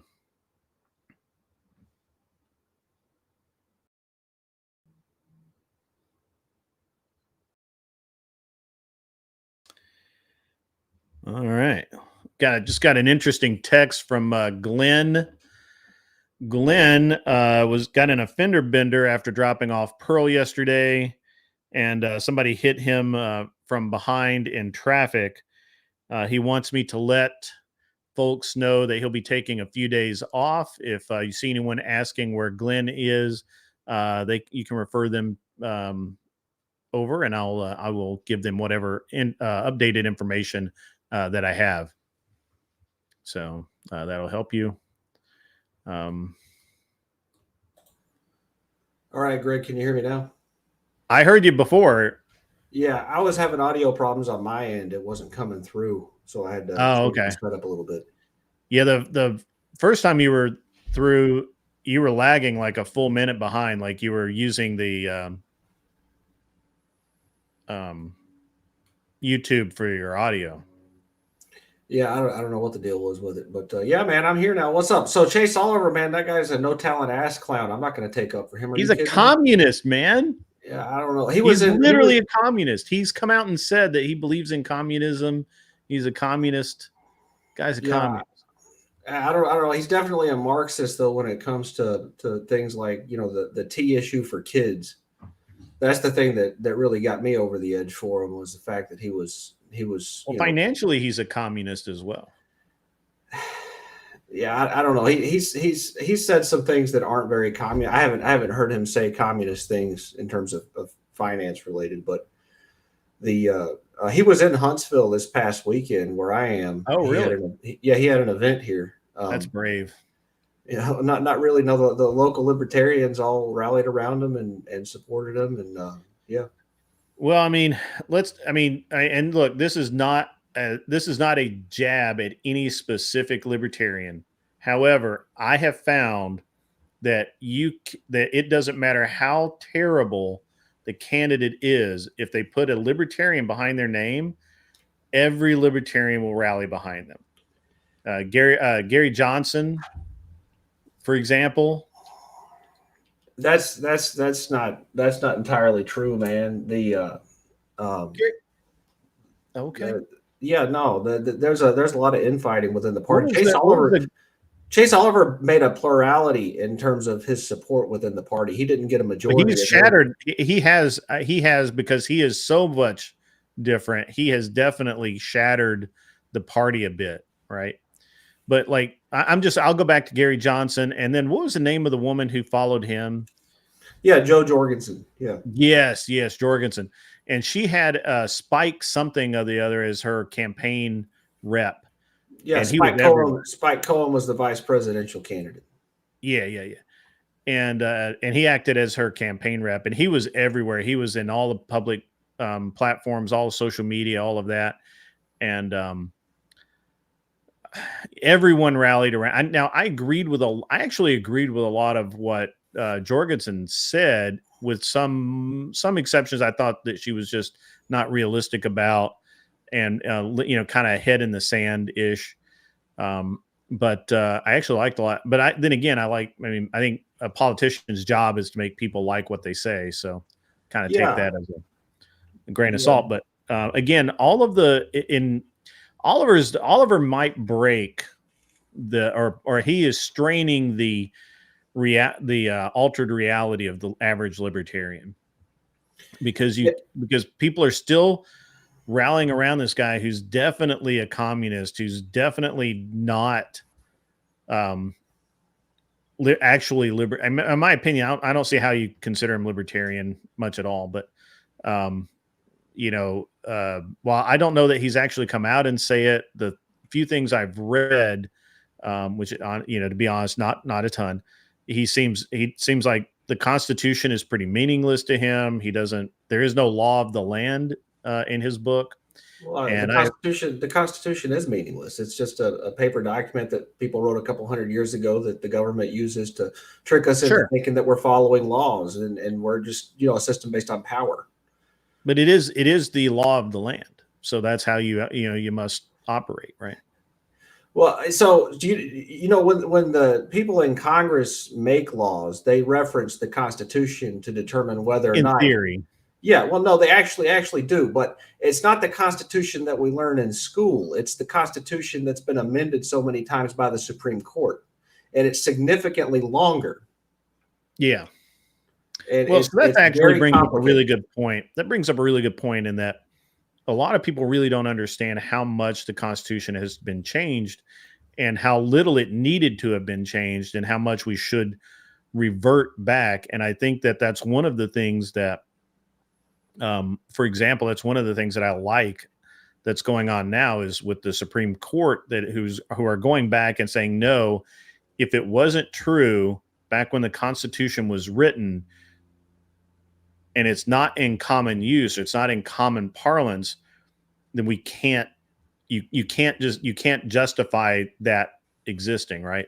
And they're using that in Second Amendment cases, especially.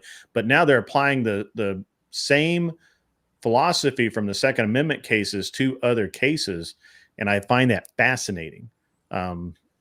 Specifically in the use of drones for surveillance and things like that, where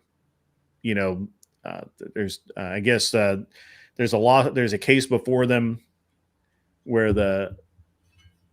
whoever was being spied on with the drone said that it was an invasion of privacy. They have maintained for some time that it's not an invasion of privacy because it's not an invasion of privacy because you have no expectation of privacy, and the technology is advanced. And if you apply the Bruin test and some of the other tests that they're using against the Second Amendment against the anti-Second Amendment cases to like drone surveillance, you immediately get a Fourth Amendment violation. And so if it actually makes it to the Supreme Court, it's going to be very interesting. I actually like that. I like that a lot, because it is crap that we have this going on right now. So yeah, I don't know.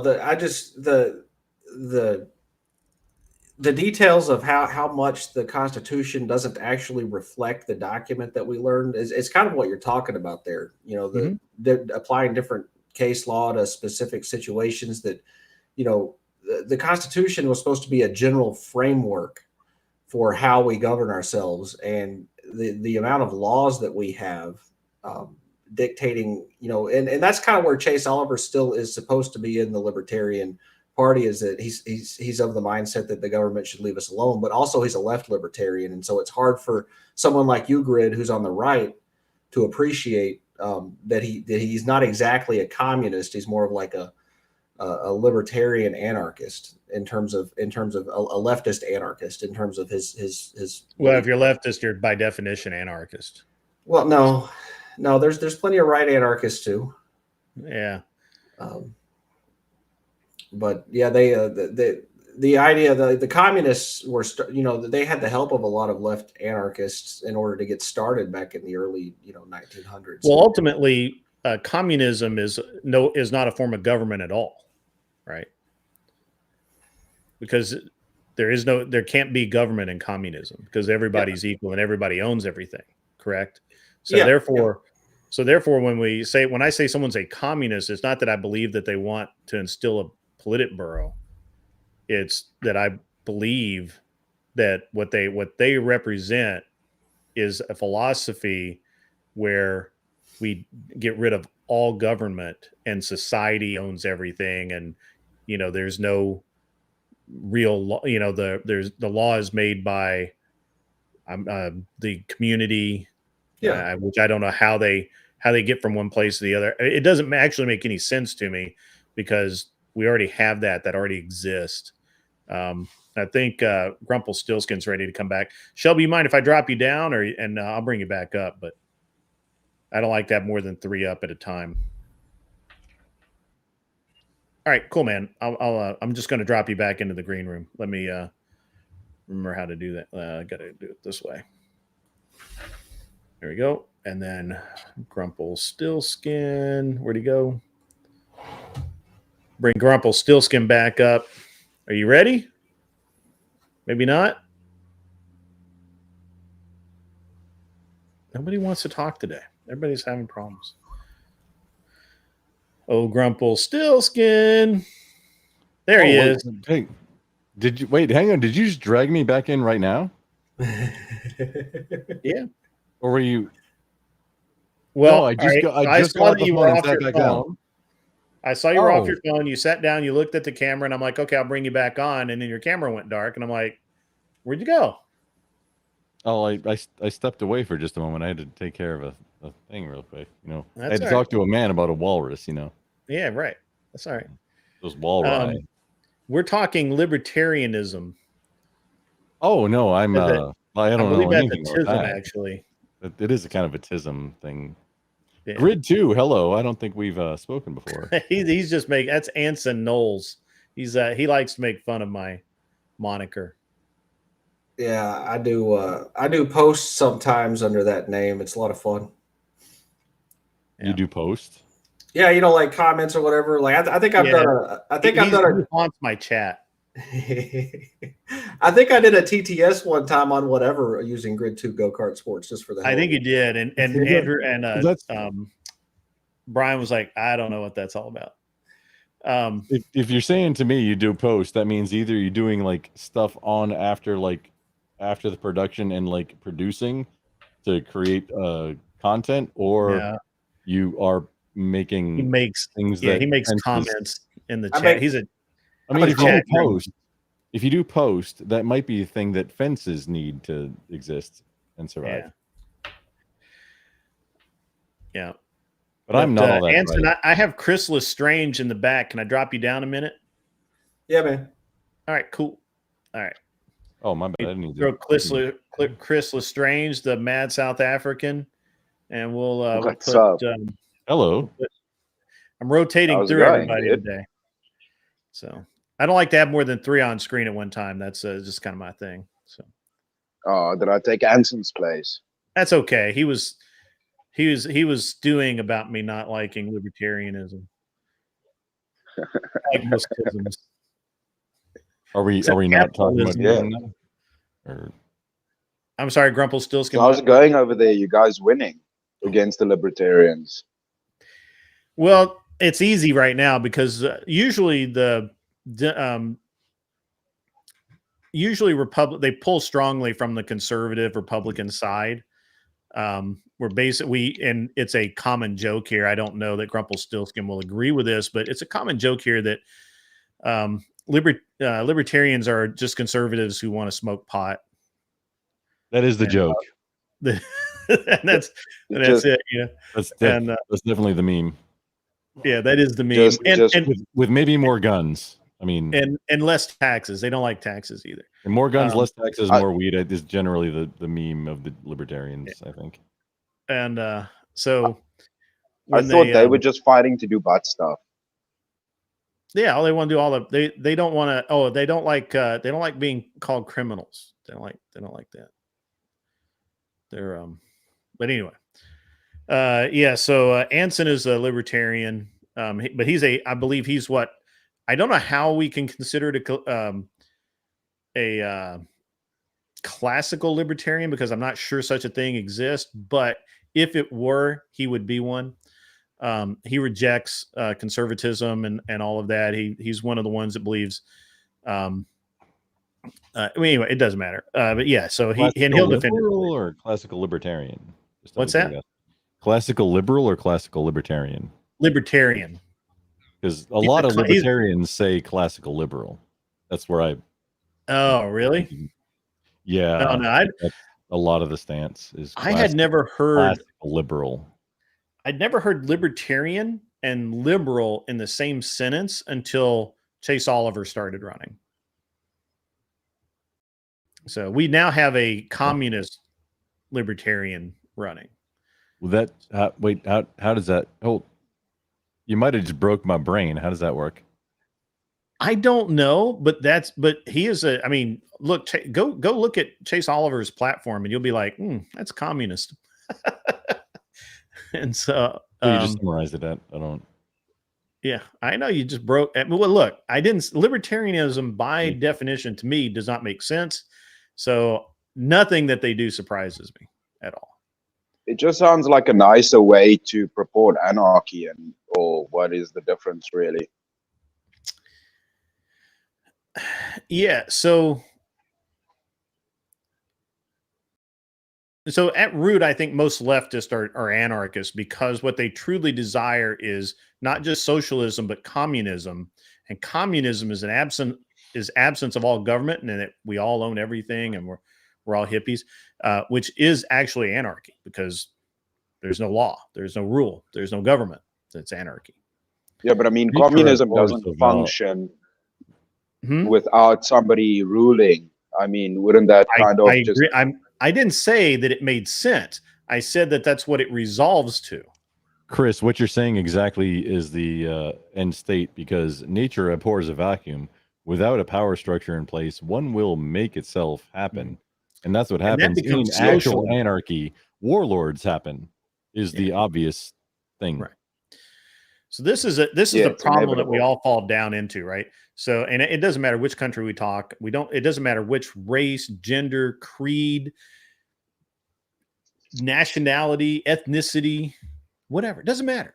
If you go left far enough, you become socialist, and then communist, and then you'll become socialist again, because communism without any form of government immediately reverts back to socialism.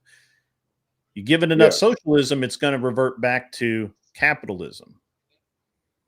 And we start the cycle ever more.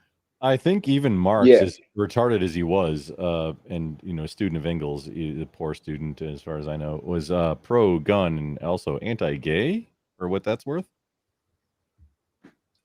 So if it's like, I guess the horseshoe theory or the Overton window like warps, kind of like an old school Nintendo game. It kind of warps if you go off the left side, it comes back on the right. Yeah. For whatever that's worth. Yeah. Again, there's always got to be a power dynamic, and once you have a power dynamic, you no longer have communism. You no longer have. Really, you can't even have socialism. You can have dictatorship. Like, for example, Nazi Germany was socialism in its purest form before you get to radical communism. That's how we got the Volkswagen Bug. You're right. Yeah. Mm-hmm. Yeah. The state owned everything. It decided what you got, and all of your efforts had to benefit the state. Yeah, basically, if you're a dictator and the whole population is basically screwed over equally, you call that communism. Yeah. All right. So communism and socialism is a very interesting thing. You can't have socialism, or pardon me, you can't have communism without socialism. But if you have enough communism, you revert to socialism, because at some point somebody has to be in charge. Yeah. You can't have communism without socialism, I think. It's weird, but not, like that, right? It's weird. It's very strange. Oh, it's weird. Right. Weird. So how's the movie industry in South Africa? Right now it's winter, so things are a little bit quiet. But I do believe right now, currently running, is what's that? The One Piece season 2 is busy shooting right now for all of the anime fans.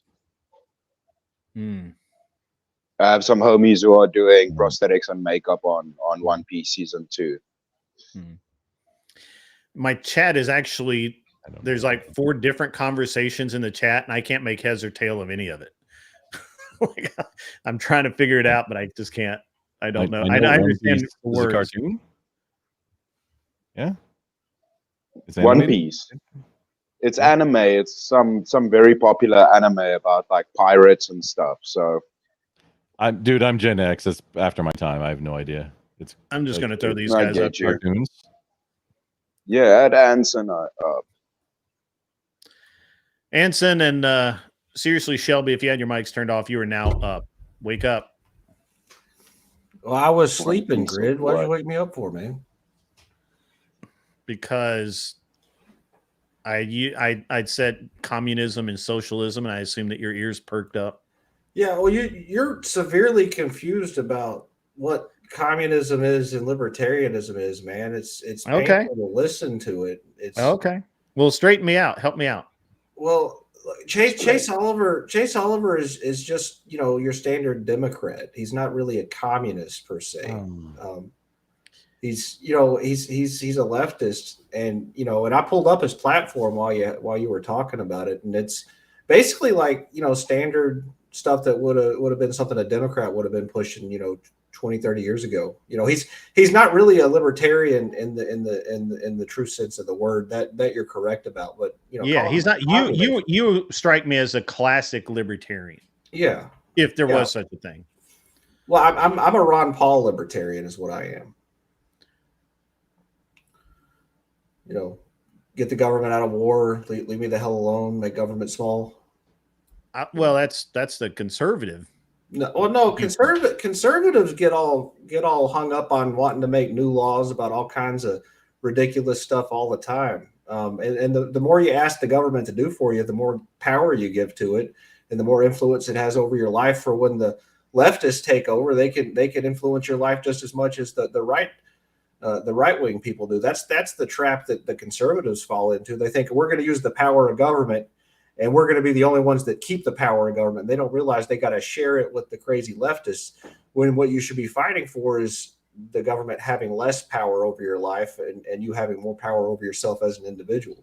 Yeah, I mean, as a conservative, that's always been my viewpoint, was I just want less government. Like whoever's gonna like remove layers of the onion, I'm good with that.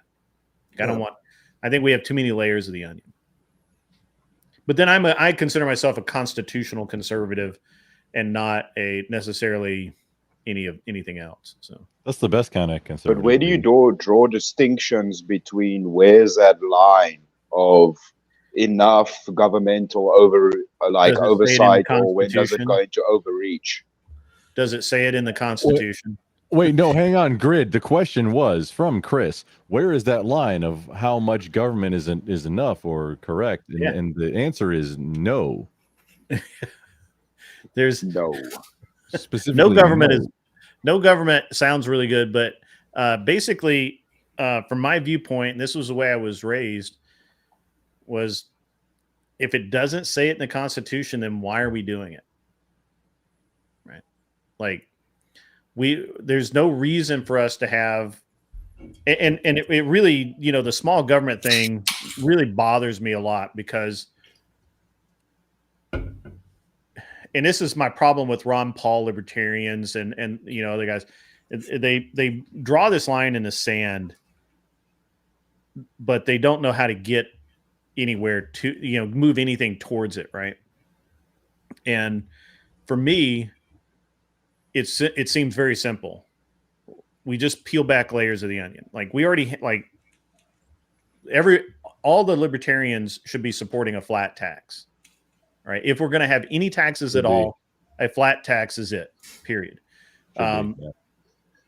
If you're going to, all of the Republicans and libertarians should be supporting the elimination of government offices whose time has passed. There's no reason for an FCC to exist anymore. There's nothing that you can do on a ham radio that you can't do on a computer. Matter of fact, you can use a computer to simulate a ham radio. Why is the FCC involved in that? The only thing is interactions with like the FAA, and this is where I have like a specific, very deep dive, but like limited knowledge. Okay, so where so Part 15 of the FCC is literally this device cannot cause any interference and must accept any interference that it receives. Like that's been the thing that's been written on most of the devices that you've seen in the last 40 years. Like that you have, it'll say, hey, Part 15 of the FCC, and it's literally written on the device. That's mostly so that airplanes don't get interfered with. But you've got now like Wi-Fi on airplanes, and it's not really interfering with the navigation systems. So we have such a I mean, its time has passed. You don't have those issues anymore. Really, it's become a cumbersome. I can argue, Grid. I can argue the opposite. However, I would be like happy as a clam if the FCC just went away. More the ATF. And that was before the FCC. Get rid of the ATF. Grid. If you can get rid of one agency, which one would you do first? First one be ATF. Oh, See, we're on second would be in order. In order, ATF, IRS, Department of and Energy. Then we're really close. It's a tie with the FCC and the Department of Education. And then we need to shut down all federal agencies. There's a lot of them. The FAA needs to go, except where it concerns commercial aviation. I believe that the FAA for commercial aviation is probably a good thing, but in private aviation does nothing. It's done nothing but cause things that should cause or cost nothing to be prohibitively expensive, and it stunted the growth of aviation by 100 years. Like people don't realize most airplanes are 60 or 70 years old that are flying. Like the airplane that I trained in was was the same age as me. It's 53 years old. It's 1971 Cessna. Imagine why it's so hard to make new things that are good. Right. Well, it's because it costs so much to get them approved, right? That's it. That's exactly it. That's why a new Lycoming engine, everything. A new Lycoming engine that is an archaic dinosaur. Wait, is that a or rotational. Wait, what's not rotary? No, it's just a horizontal flat 4 engine for aircraft. It's a pushrod flat 4 air-cooled motor for an airplane is $70,000 to start. So, but why is the aviation engine so much more expensive than for like vehicle engine because production? The FAA exists. Certifications. Is it? Yeah. That's the only reason. Yeah. Basically, any agency with 3 letters needs to go. Yeah. Because you were speaking against smaller governments, which, I mean, I'm not an American, so I mean, my opinion probably doesn't. Well, you look like you could be. Like, your mustache belies your small government takes. Yes. So I believe one of the great things about your country is the fact of it having state governments instead of the big government. So I actually think that's a good thing to have them running themselves. But with the 3-letter agencies, I think that is where the big really under problems attack are. lately. Chris, I don't mean to interrupt you, but however I do. You say we have our state governments, but however, that's been really under attack in the last 40 to 50 years. Like a lot of not like it's hardly even 50 separate, states or even, commonwealths in the case of in theory, Massachusetts, Pennsylvania. So in theory, or Texas, which is the best country, being just part of the United States. In theory, we're a federation of states. Okay, that's the term federal government comes because we're a federation of states. That's how it's supposed to be. And the entire Civil War was fought over that. Like, people don't actually realize the history of the Civil War because they don't realize that the Confederate States of America had been a country for a year when it was invaded by the United States. Yeah. Like, literally, it's the equivalent of Mexican troops walking across the southern border into Texas. And what would we do about that, right? That was the people have no idea about Maryland too. If they want to, like, the people who want to talk about, like, oh, the Civil War is slavery, they don't know about Maryland. Yeah, well, they had, and this was something that was brought up the other night, was that the Lincoln's emancipation only dealt with slaves in the South. They still had slavery in the North for a long time. Exact. Hey, just grid, if I may, for expound for a moment. That's what it was, and so Maryland took the deal. The deal was, hey, y'all southern states that are seceding. If you come back, you can keep your slaves for, as long as we allow it. And Maryland took the deal. That's why Maryland was North. And they took the deal. They became North. They switched sides. They became North. There's no contentiousness about this at all. Just look it up. I mean, Wikipedia will send you all of the valid links. Anything I'm saying right now is not even contentious. It's not arguable. Maryland took the deal. Abraham Lincoln said, hey, if y'all want to keep your slaves, come back and come back to the United States. We're not doing this right now. Okay, kids? Yeah, he did not want the war. Essentially what he didn't want the war. And he did some tyrannical shit, by the way. Yeah, but he didn't want the war. And hunted vampires too, I think. I'm not sure if that's canon. All I know about Maryland is crab cakes and football, man. Yeah. So anyway, all the 3-letter agencies need to go. We don't need the IRS. We already have an agency that does a great job in collecting money. That's called the Department of Commerce. It's its job. It's literally in the name, commerce. And Silvar Ogre, Lincoln wanted war, but he wanted war on his terms. He didn't want war in the I wouldn't say war in the streets. What's right? How to put this correctly? He wanted the war to be financial. So, but he did. Now that's true too. Seriously, Shelby, you can speak. Yeah, I know. I'm just watching chat. Yeah, chat's going crazy. I can't keep up with it. There. I've been keeping up with it while like 4 Boulay different said he was on arguments over conference there. call. Yeah, War of Northern Aggression. That's correct. I did see that. It's but anyway, so that was all fought over states' rights. After the Civil War, that's when the entire reason the U.S. has an income tax is to pay for the Civil War. Well, that became an amendment in World War I. Yes, where it became codified. There was a 3% tax. It was I went always over supposed to be this temporary. last Thursday. So that was supposed to be temporary. Get me on a friggin' tax. Oh, yeah. Sorry, so there was an income tax that was imposed by Lincoln during the Civil War, but it was ruled unconstitutional by the Supreme Court. And there wasn't another income tax put into place until 1913 during the Progressive era, so that they could pay for their nanny state that the Republican progressives were pushing at the time. Let me pull this back up, because I think that I don't know that that's 100% accurate, because I did I had to do a deep dive on this the other day for my show. I think it's this one. Nope.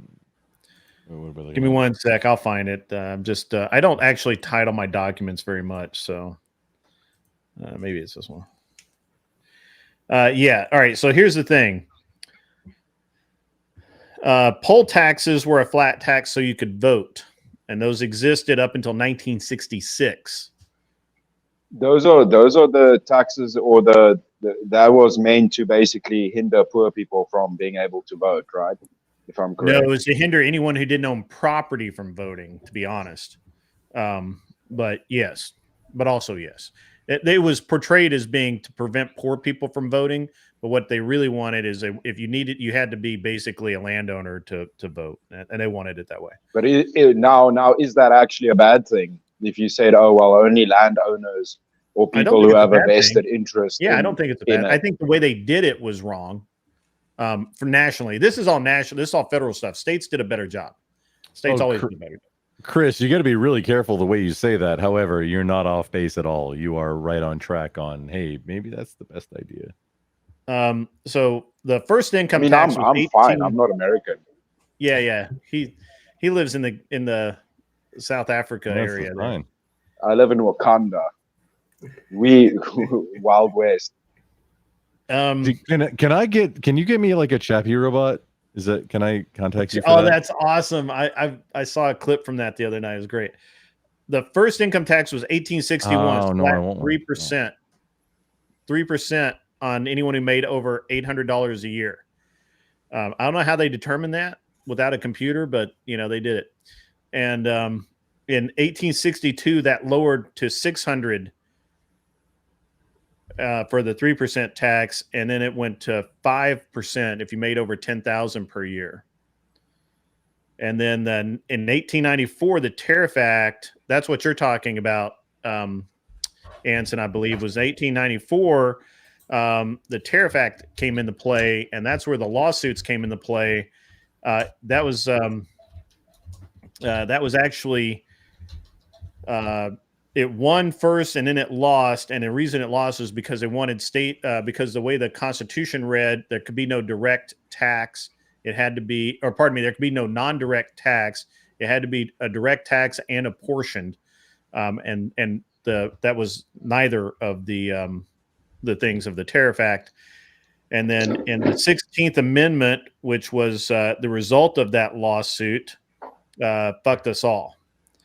And that exactly reads: the Congress shall have the power to lay and collect taxes on incomes from whatever source derived, without apportionment among the several states, and without regard to any census or enumeration. And that led to the creation of the central bank, and that fucked us all even harder. You think, hey, maybe the entire creation of the United States, the taxation with the representation, like it was a 2% tax on tea, as far as I understand. Mm-hmm. Maybe I'm not advocating for anything right now. Everybody get that clear. I'm not saying anything, go do anything, but is this not far more egregious than what even created the country. So the thing about the tea tax just tipped it over because the actual thing that started, I love the Boston Tea Party thing is the narrative, but what actually started the Revolutionary War was a tax on gunpowder and the fact that there was laws limiting the use of arms, and the your gunpowder and shot had to be stored in a central place in every town under lock and key, so that if, say, Anson, who seems to be frozen down there, wanted to go and hunt, he couldn't just go hunt to provide for his family. He would have to go in and determine a reason why he needed powder and shot. If you want to make people illegal felons, sounds like a really good way to make people illegal felons. Correct. And this is why the Revolutionary War was actually fought, was over guns and ammunition. It's always been about arms. It's always been about denying the populace arms. Every single war tends to be about somebody says, no, you can't have that. And the reason that was important to the British to maintain that control was because at that time they were quartering soldiers in local resident houses. This is where the Third Amendment comes in. People don't understand the Third Amendment, but this is where that comes in. Yeah. I imagine Grid's going to get to it next. Yeah, right. That's exactly that was another stepping stone. And this all kind of goes together, right? Like this is all our history, but we're not taught that anymore. If you go and listen to a history class, it'll all be about the Boston Tea Party and this 2% tax from a king in a faraway land. Yeah, okay. That certainly was part of it. Taxation without representation. Sure. But it was not taxation on tea. It was taxation on firearms, on glass, on lead, on powder, on the things that nails, the iron bars that they turned into nails, and every piece of their life. Grid, if I may, for just a moment. Yeah. The value. Okay. I have to really quick say, yeah. Third and Fourth Amendment. Oh man, those are the ones you don't want to fuck with, because telling somebody, yeah, you have to have somebody in your house now. Think about what Airbnb is doing right now, like whatever. But besides that, so the value of nails. Okay, just so people understand, construction, wood is plentiful. Nails are not. Nails require machining. Nails are a valuable commodity. It was very common in, say, colonial U.S. times to, if you're going to move out of your house, you burn down the house to recover the nails so that you can use them in the next house. Yeah. That's absolutely accurate. This is just the Japanese. The Japanese had the fucking vibe on that with the joinery. That's why you need to be a skilled woodworker. You're right, but they weren't building. They weren't yes. building new. They weren't having to build new houses in a faraway land with axes. It's no, the Japanese joinery is like a whole other conversation. When Chris is bringing up like. It took I always want to bring that up, but there. it's not part of the conversation because you gotta be able to have low skilled people that maybe aren't the brightest in the bunch to make houses so that everybody can be sheltered. Right, and this not skilled craftsmen necessarily. But this is why history is so important, because we have we have 2 or 3 generations of people that do not understand why the Revolutionary War was fought, why the Civil War was really fought. We literally have people that will argue with you that slavery was the reason the Civil War was fought. And it wasn't. It had nothing to do with that. The Civil War was fought because we were getting taxed. There was a lot of taxation. Generally not worth the time to talk to. Just I'm sorry? from my experience. those people that say that are generally not even worth the time to have on a show or even talk to. Well, I've actually educated some people where they're just like, holy shit, I've never heard that. I've never heard that before. We were actually talking one night on this show, actually. And I was like, hey, do you not understand the reality of the Civil War? And so we had this guy, we had these three guys on, and one of them was he was a Grant supporter. And I'm like, Grant was a fucking idiot. Like, the only reason. As in Ulysses S. Grant? Yes. Yeah. He was also an alcoholic. He was an alcoholic. And he was a horrible president. He was a horrible. I mean, basically everything he did was just dumb as fuck. And this guy was arguing for Grant having been a good president. And I'm like, no, there's absolutely no proof of that. And they're like, well, he burned the South. I'm like, yeah, that's right. He literally burned the South. He was a war criminal before. Civilian casualties are great. Like, move on now. Like, and if you compared him, was that the take? I'm sorry, Grit. I didn't mean to overtalk you. My bad. Okay. So if you compared Lee with Grant, Robert E. Lee was a fucking gentleman. Like, he was an actual like general. If he had the resources, which he didn't always have, but if he had the resources, he would have his men look after the enemy wounded after battle.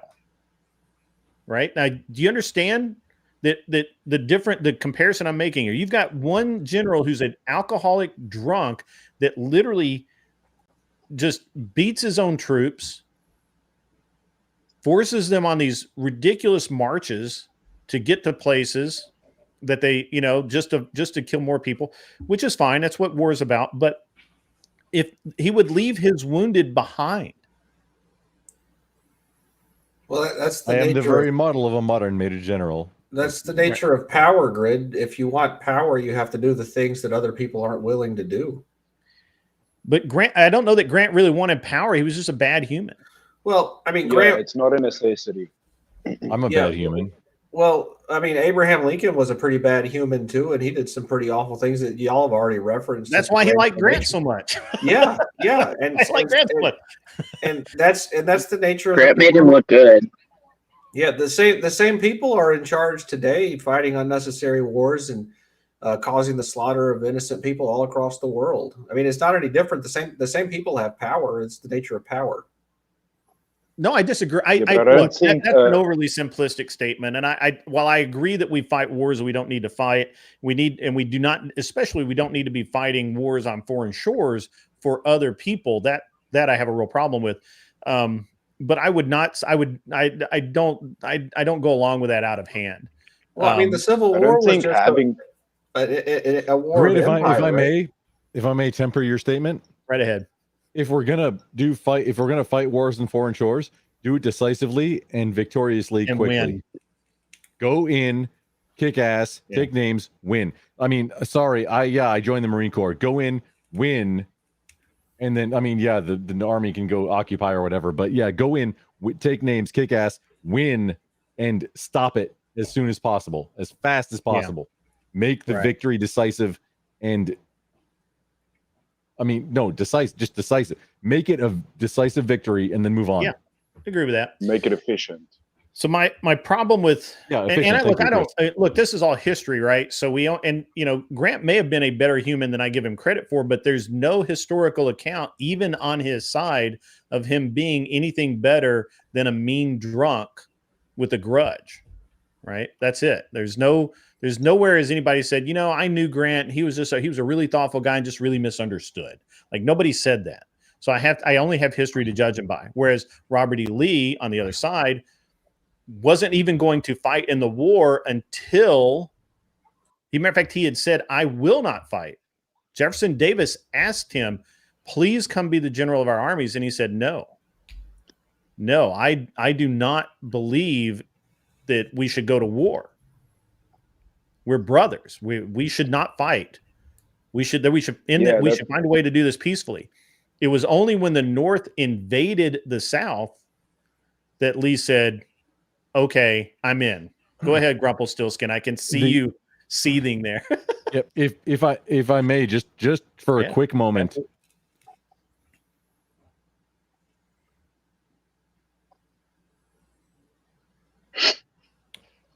That was quick. Yeah, it was a quick moment. And then we continue. So I really want to make sure I don't do anything toss here, and because I mean that's silly. But I want to make sure I say things correctly, and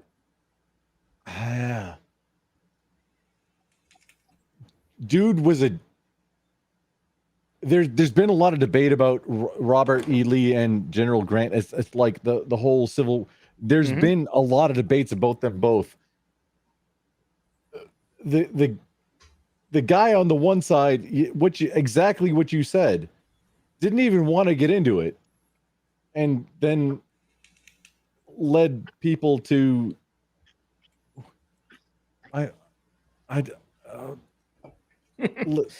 It's tough, right? I'm really trying to craft something. I'm sorry. Please. Well, Chris, while you're parsing your words, anybody else? Yeah, please. Somebody else take over. Yeah. I Lee retribute things. I'll write it down. So I Lee did a great job in doing exactly what he was supposed to do. He was a brilliant general. If he had more supplies, if he had better trained men, the war would have been over long before, and we would still have, there would be a divided country right now. I 100% believe that. Or we would have had a more amenable treaty involved. Well, so y'all are missing and you touched on it for a second, Grid, but the economic component of what Abraham Lincoln wanted the war against the South to be, which was him basically punishing them with blockades to prevent them from getting resources for leaving. And it's the same way. It's how the war started, is because the South became desperate and fought against the blockade. And hold on. The same thing happened in World War II, where the United States was blockading the Japanese, and it prompted the Japanese to fight. We didn't blockade. We started World War II just like we started the Civil War. No, that's incorrect. We didn't blockade exactly accurate. Huh? I was agreeing with you, except we didn't blockade the Japanese. Oh yeah, we just quit selling them oil.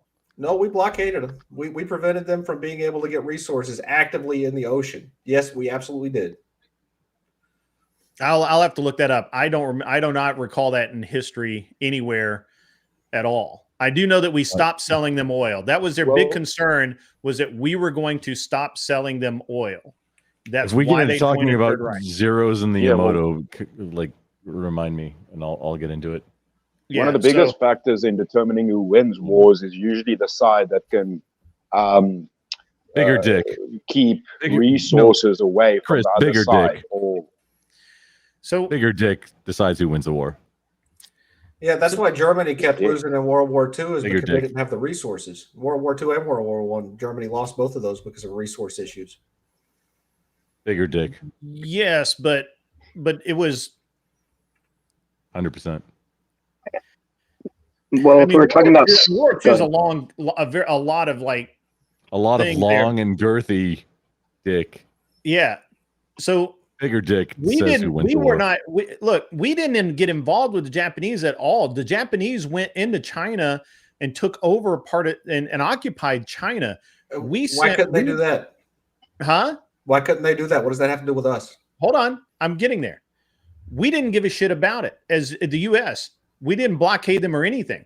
We did send the AVG over, who was hired by Chiang Kai-shek, the Flying Tigers, who just decimated the supply lines to Japan. Now, we were not blockading them. That was not us. That was China with our hired mercenaries, right? Which was fine. And then eventually when we entered the war, those people came back into the service. But throughout that time, they were detached. They were not part of any official capacity doing anything. They were not under orders. There was no military advisor there from the U.S., none of that crap. Japan entered the war Japan entered the war with us. They attacked Pearl Harbor, not because we blockaded them, but because we stopped selling them oil, and they were pissed about it. And there's even the whole letter from the U.S. ambassador and the Japanese, whatever not prime minister guy, but whatever the fuck they called him at that point. Emperor. Grid, if I may, just for a moment, just for a really quick moment. Yeah, hey, man. Jerks that are in the chat and haven't hit that thumbs up button yet, go ahead and click that thumbs up button. Yeah, please do that. There's 20 right now, and I see at least 30 are watching. Yeah. Don't make me come after you. So the thing is that click the thumbs up button. Please, Grid, continue. We were going to continue selling them oil, and then we decided we needed it.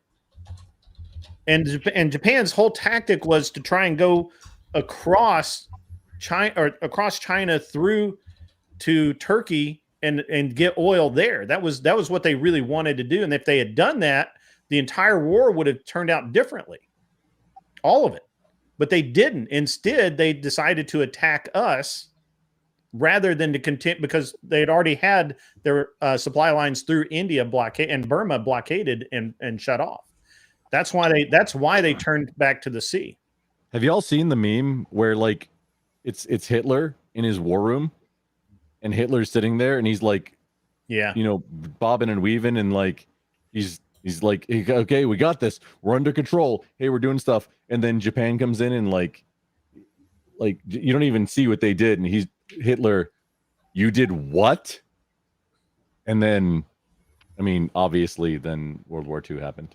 Like when we were out of the war completely. We were not going to get into the war. We didn't do shit until Japan said, "Oh no, hold my beer," or excuse me, hold my sake. We're playing both sides of importing to the Axis and also the Allies. That was the biggest one of the biggest causes as well. Well, again, when we thought that Japan was going to join the Axis, our ambassador basically said, look, we can't give you any more oil. We can't send you any oil. We can't send you any more equipment. We can't send you anything because we need it. We need all of our war material because we are very possibly going to be embroiled with war in Germany very soon. Well, what about all the assets and frozen dollars that the United States did to Japan, just like we're doing to Russia right now? Because they did that before World War II as well, prompting them to attack us. We froze everybody's money. Well, yeah, I'm just saying if we're going to act like economic terrorists, then we can't expect not to be attacked for it. Yeah, we can. We did it literally to everybody. We said, look, if you have money in our country, it's not going anywhere until we sort this shit out. Japan was the aggressor because if you steal from somebody, they have the right to punch you. Okay, that's how that works. You take if you walk up to me and you take my wallet, I'm going to punch you and try and take it back. That's how that works. It depends on. Wait, hang on. It depends on how far between those two actions happen. Well, okay, in the realm of anarchy, which is international relations, is what I'm talking about. Okay. I don't correlate the two together at all. The whole reason that Japan's own statements, their own documents show that the reason they attacked Pearl Harbor was the fact that we were turning off the spigot of oil and war material.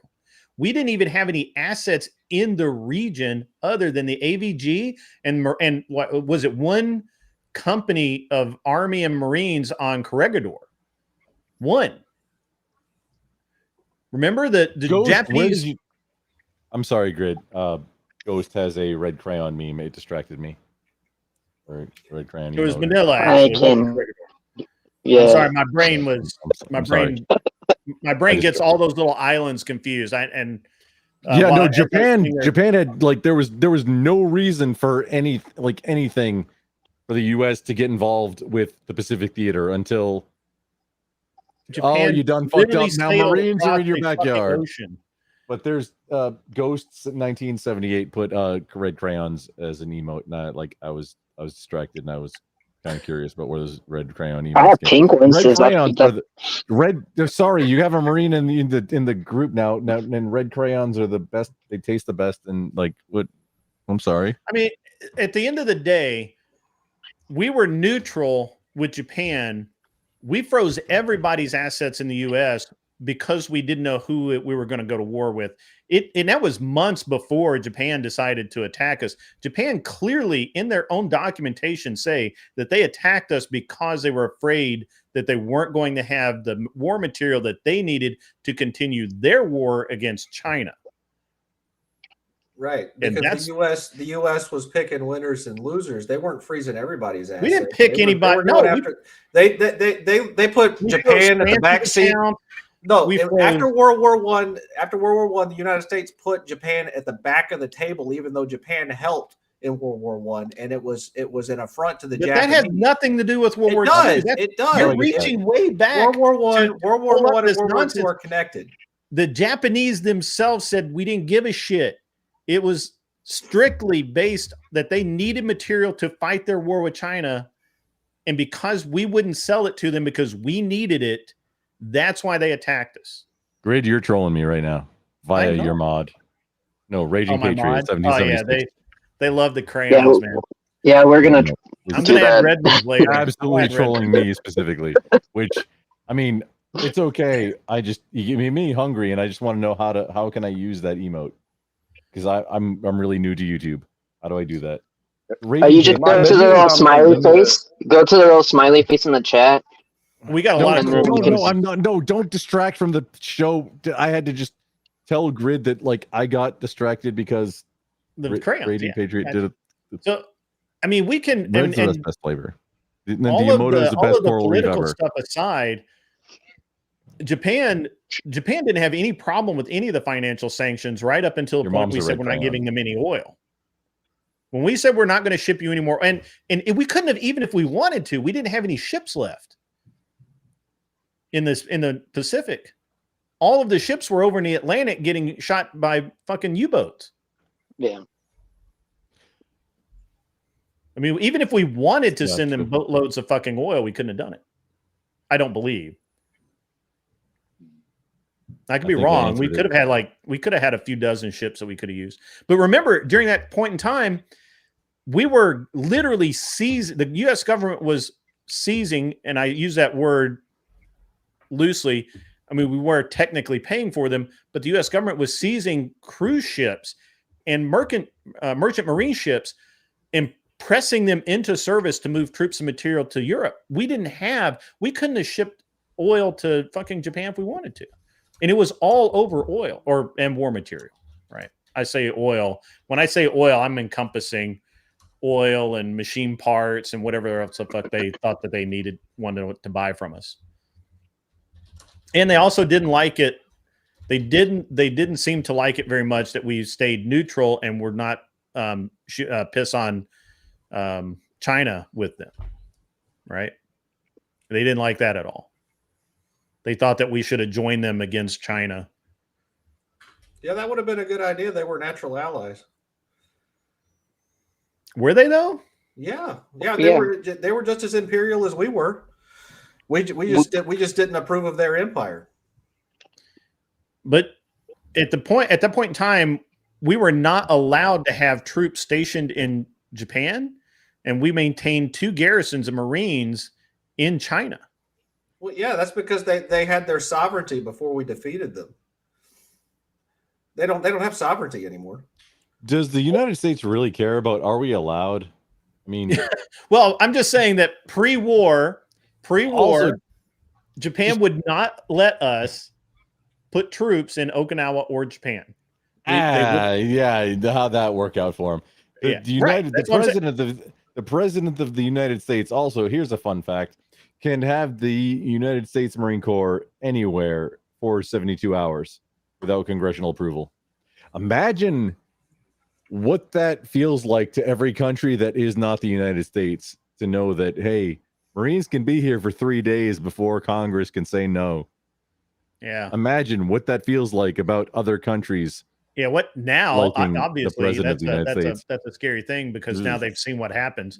But again, look, I have nothing for or against Japan. I'm just saying that during pre-World War II, Japan basically was giving at the same time they were giving us the finger and saying you can't station troops here, you can't refuel here, you can't do this here, you can't do that here, you can't do, basically fuck off out of our lives. At the same time, they wanted us to send them oil and machine parts and shit to put the airplanes together and all kinds of stuff. They wanted stuff from us, but they didn't want to give us anything. On the other side of that, China was like, yeah, come on in. Why not?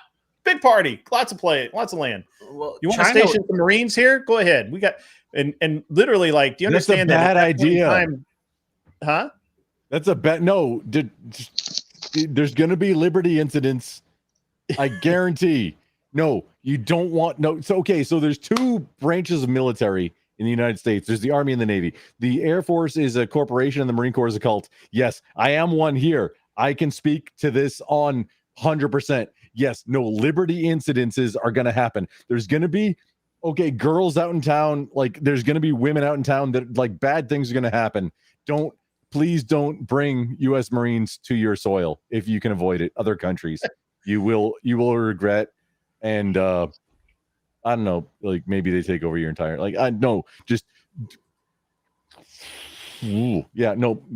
If you're asking Marines to come, if you want it dead, broken, or pregnant, ask the Marines. Otherwise, fuck off. Don't do anything. Leave us alone. So, interestingly enough, they had Italian. I assume the Italians called the Marines as well.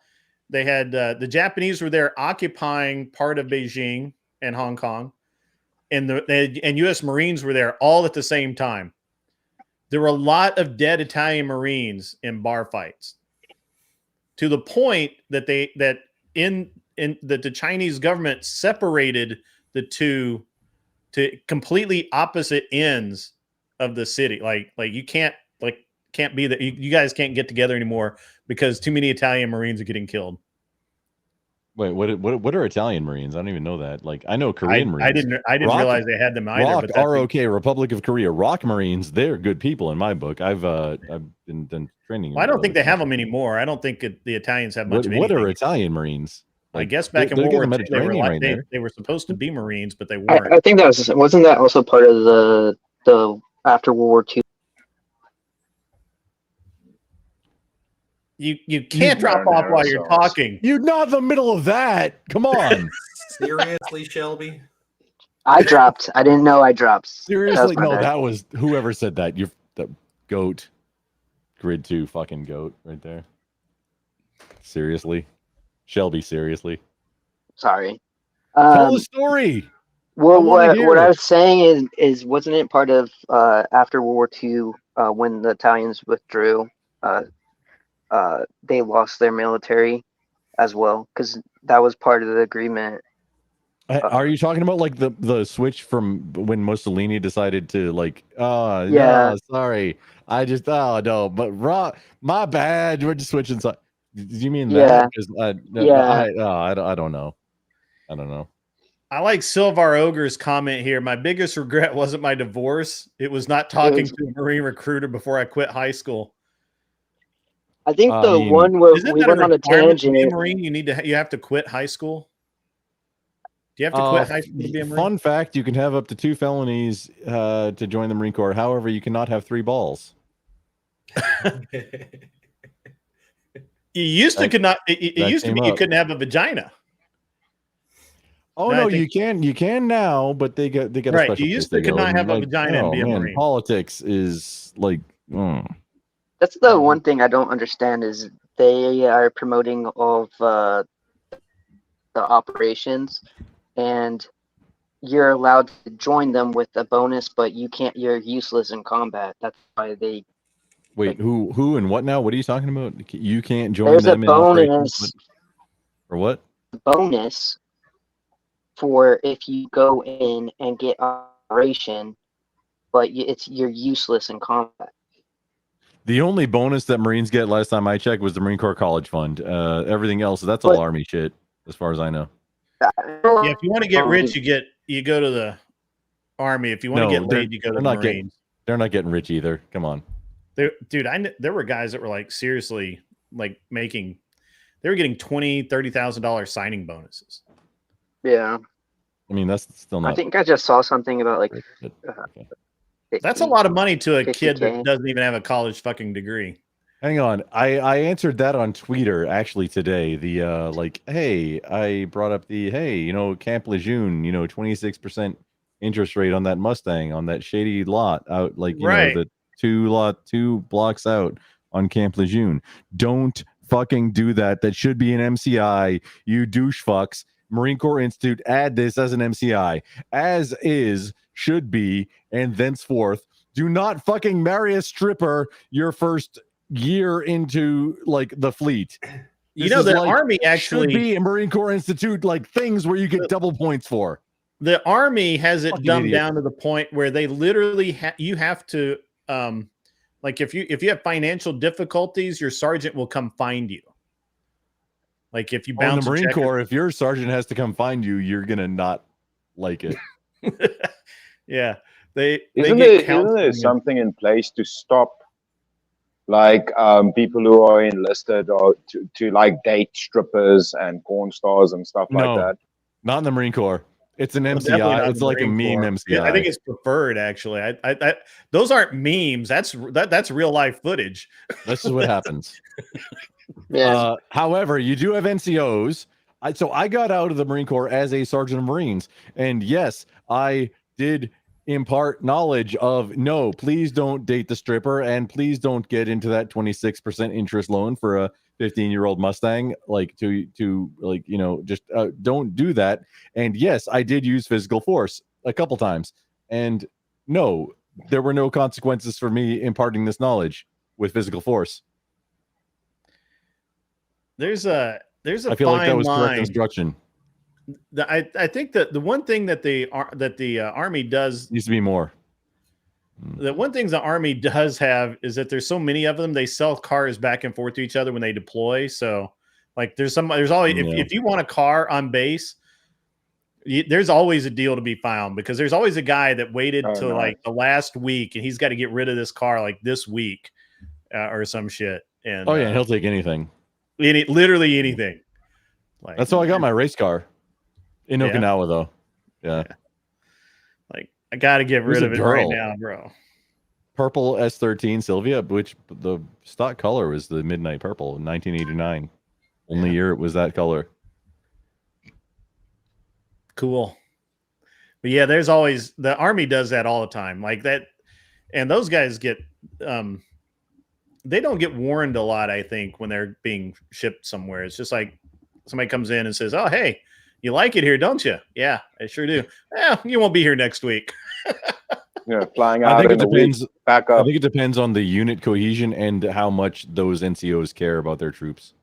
True, that's true. I cared enough to fight mine, just to teach lessons. Did Raging Patriot just make a pizza crayon drawing? No, it's a race car crayon. Oh, okay. What the shit is? They're all red crayons, just for you. That is. I mean, I appreciate it. Thank you. That is the best flavor of crayons. Am I missing something? Does the American military eat crayons? Is this like some fucking? Only the Marines. Is that how you Only get the Captain Marines. America? There's a meme based on Marines. Chris Lestrange, you got one right here. So you got a Marine, like actual U.S. Marine. Yeah, please calm down the fanfare. Holy shit, Batman. Yeah. However, I was active duty Marine. Yeah. So if you have any questions about, I do eat raw meat and I don't eat babies. So, but no crayon. I thought the red crayon was a dog penis joke. So. No. Red is the best flavor of crayon. No, wait, it's not a the penis joke is joke? Marines eat crayons. However, only the insiders know that the red ones are the best flavor. So you only eat I'd those say ones. that's the Navy, to be honest. If it The was a joke penis is that joke. they give them crayons to write with, but they're too stupid to understand how to write with them, so they just eat them. Yeah, Red, I that don't seems like understand a what you're saying special right aid now. thing. I would not imagine that's a military thing. That's making me worried. You know now. why? Do you I don't know get what why? you're saying right now. The red ones taste the best. I don't understand. Do you understand why? In one of the nice things about all U.S. equipment is there's pictographs explaining its use. That's because a Marine might have to use it. Yes, and thank you for making it not as complicated. Makes it more likely usually it's state. My guys will get it. It's usually first the frag grenade, then using the equipment. Oh, you've read the Marine Corps. You've read the Marine Corps manual on the actual MOUT manual, the actual manual for in the Marine Corps about dealing with city and built up environments. I love the manual of arms. It's literally urban combat. That's the urban combat manual is awesome. You know what it is? He's talking about the MOUT manual right now. Yes. Basically just throw grenades. Oh, you have to go in through a window, manual. Throw grenades first. Oh, you're in a field. Manual. You're in a field and there might be people in front of you, throw grenades and then shoot. It's like the shooting is always secondary. First, throw grenades. It's not even flashbangs, it's just frags. Just frags. In real life, open fields, we don't you want to conserve your grenades because you're going to need to negotiate this whole city that you have to get through, and you have to literally throw a grenade through everything. Oh, there's a mouse hole. Oh, we backed up an MRAP and an AAV, whatever. We backed up and made a new door. Oh, okay, just toss one in just real quick. Just are the grenades the warning shot?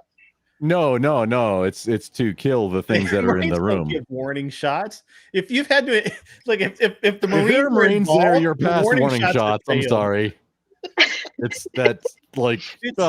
funny that you think that, but it's literally all the memes. Okay, so just speaking here, all the memes are true. Go listen to any fat electrician, any unsubscribed podcast, anybody. Whenever any of the content creators are talking about Marines, it's mostly all true. So you can't if Marines are there, you're already hosed. Just try and hide. I thought everybody has respect for the military. What's going on? We do. We respect their absolute ability to kill everything in sight. As long as you don't touch the ships, you're good. No, that's the boats. No, hang on. That's the country. That's the country. Yeah, don't touch U.S. boats because then the country gets mad. But if Marines are there, it's not like the Army. Failed. Maybe prisoners get taken, maybe not. Maybe war crimes happen. I don't know. Maybe how do we feel that day? It's up in the air. Just maybe war crimes happen. If Marines are there, just oh man. You're having a bad day. Just please don't just get on the ground beforehand. I don't think people and then really maybe you get through this successfully. I don't think people really understand the proper use of the way America uses military. If it absolutely positively has to be destroyed right now overnight, they're going to send in a few Marines and it's gone. And diplomacy has failed. There are no warning shots. There's no, hey, who's your leader? Can we speak to your leader, please? No. I thought that was like SEAL team or the Rangers.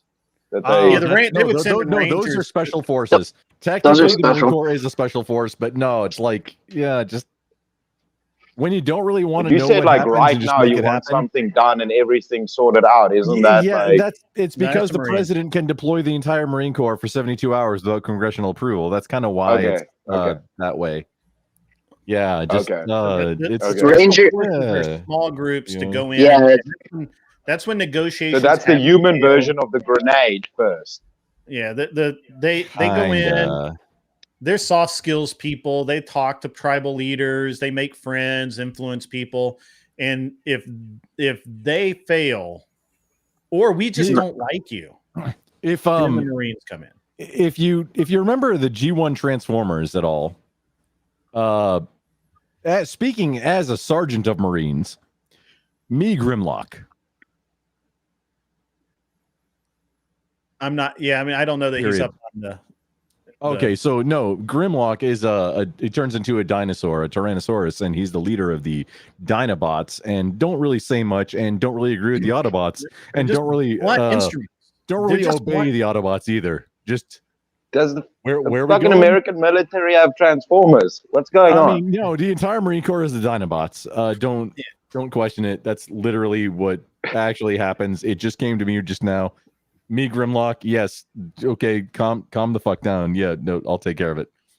That's Michelle in chat. Yes, they sink a lot of our boats, and that's why we get really pissed about it now. Oh yeah, don't touch a boat. The Germans ruined it for everybody. The Germans and the Japanese. The Japanese ruined it. Well, wasn't it a couple of years ago that was it? What? No, it was during Vietnam or North Korea. I can't remember where they damaged. Was it the battleship George or something like that? I can't remember the battleship name, and it just bombarded that whole area into smithereens. Mm-hmm. Yeah, I can't remember restructuring terrain features is a commonality of when you fuck with the boat or just like actually also when random like Marine. So Marines have the Mark 19, which is a machine gun that shoots grenades, and just like either the boats or Marines with the Mark 19 will just change your terrain features. I just really if you guys get mad, you do a better redecorate. I really don't think people understand the way the U.S. uses its military. If we intend to largely leave it unscathed, that we leave the Marines at home. That's for the best. And then that's why you don't actually. So all the wars about it, all the movies about Afghanistan and all that, the Marines are usually just they're lounging around the bases, they're securing perimeter. They're not really doing their. It was highly political job. Situation. Yeah, they're really not doing their actual job because, you know, we didn't actually want to absolutely turn it into a parking lot. And that's when we were using I know a little bit about the U.S. military. My best friend's father was a mercenary that ran one of your bases in Iraq for a long time. We love mercenaries. Oh, people hello. do crazy shit for money. So that I might know him. The South Africans invented guerrilla warfare. We had some badass special forces units. So a lot of our guys ended up going over to the States to be mercenaries for you guys. Yeah. Deniable assets, what those are called. Spaceman, exactly. I like this guy. Win for the knowledge of the true history of American wars. I get a little fuzzy on some dates and things, but I try and understand what was actually going on versus what was published a lot of times. And timelines are really important. Incredibly important.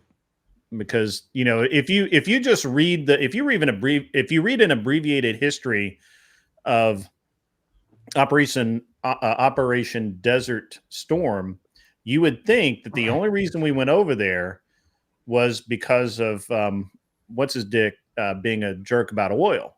But there was so much leading up to that. Oh, you're talking about Saddam?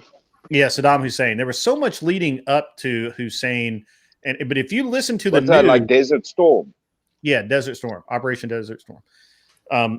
There was so much leading up to that. It wasn't just that we were pissed about oil. We were pissed about burning oil wells and all that kind of stuff. There was so many human rights violations. There was so many really like horrible actions that individual took. No. Prior to that. No. Oh, come on. Desert Storm was our fault, Grid. So we propped up Saddam Hussein to be a buffer against. Well, we did prop him up. We did prop him up. That's true. We're the one that made him the powerful dictator that he was, and when he would no longer bow to us and do as we wished, just like all the other dictators that we propped up, we decided to go in and put him back in his place. He did a lot of crazy stuff. Hold on. Let's back up a minute. We propped him up when he was an actual politician. He became a dictator, and when he became a dictator, that's when he became a problem. We can't. This is a fallacy that I run into a lot of times with people who say the things that, like you're saying, is, well, he was always a dictator and you put him into power. No, we didn't. He won the election in his country with our backing and help, of course, but he did actually win the election. They didn't just randomly pick it because we went and like stuffed the ballot box or anything. No, he did that on his own. That's wrong, Grid. The United States has no problem propping up dictators so long as they're obedient.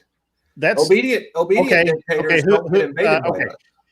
Are you trying and to tell sometimes me they stop listening. Yeah. Are you trying? All right. So hold on. So you're trying to tell me that when we started with Hussein, he was a dictator to start with? No, I'm saying that we would have left him alone had he remained obedient, just like Egypt. No, we wouldn't have. We leave Egypt alone. Now, tons and tons of money, and they're just military dictators. Let's not confuse terms here. Remaining obedient is irrelevant. Actually, that's not true. Committing human atrocities, not blowing shit up, and not being a complete ass in the region and becoming a problem for everyone is a problem. Anybody would have done that. It just happened to be that we could. I agree with you. He was a puppet. He was a puppet who got out of control. Yeah, Silvar, this is correct. Carter did backstab the Shah. Carter was not a good president. I don't know why people think he was a good president. He was not a good president. That was do you not like y'all hold up 20% mortgage interest rates on a 30-year fixed? I mean, what's the not like? No, I thought it was the thing with the helicopter that did it for me. That was Nixon's fault, the 20%. People blame that on Carter, but Nixon took us off the gold standard, which led the Federal Reserve to be able to print funny money at a rate that they hadn't been able to before. And in order to get confidence back in the dollar, they had to jack up the interest rate. Was that Nixon? Federal Reserve.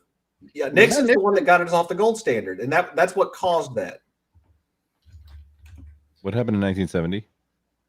It was 71 when he got us off the gold standard, I think. I thought we were already off the gold standard. I thought Roosevelt took us off the gold standard. No, the Bretton Woods gold standard, where foreign countries could exchange dollars for gold. The key years are 1964 and 1970. Yeah. I wouldn't say that Nixon had that. I can see. I'll have to look into that. I don't know that that's completely accurate. Because we already had that issue going on because Roosevelt took us off the gold standard. Matter of fact, he made it against the law for Americans to own gold. Yeah, he did. Y'all got me remembering now. You want to know how to make an actual Marine like shed a tear? Wouldn't that be Lyndon B. Johnson though? For the No. LBJ was the assassination of JFK, and like no, I know, but what didn't he? Or is it? Or am I mixing it up with Nixon? I might be. My question stands. I have no idea how to make a Marine shed a tear other than to take away his rifle. Okay, so I did once outside of when my dog died, that I had to put down my dog. When I heard that the Taliban had retaken Marja. Yeah. Like, we lost how many guys? A lot. No, we owned it. Like, the actual just Marine Corps. I wasn't there. I didn't take it.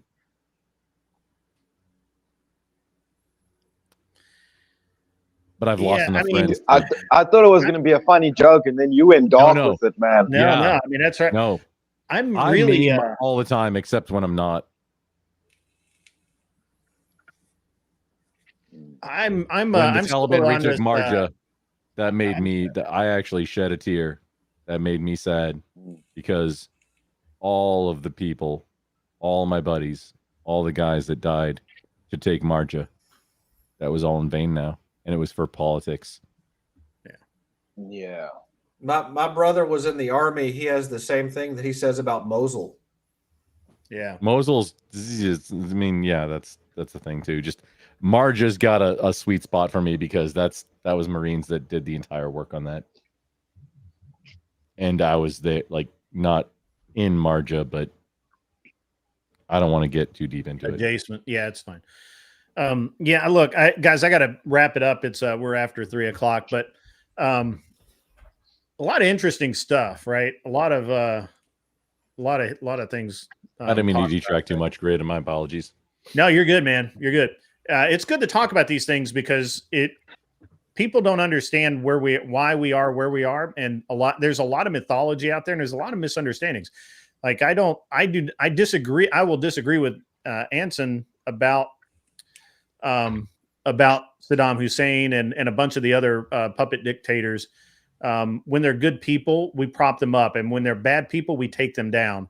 That's how this is supposed to work. It doesn't always work like that. I'll go with that, but you know, the Hussein went like he I don't know what happened, to be honest with you, because if you look at his early history, he was a pretty normal dude, pretty normal puppet, and then somehow after he got elected, and then he just didn't want to leave, obviously, and then he figured out that he could stay, and he did, and him and his sons became a massive criminal enterprise, right? I mean, and he used chemical weapons on his own people. He literally put heads on pikes out in front of his compounds. You know, it was just terrible. You know, so yeah, Mr. Mister says put heads on pikes. Right. So I mean, he was not a good dude at all. I don't know, and you know, Silver Ogre, I agree. Carter did backstab the Shah, but I don't think there's ever been that region's never been stable.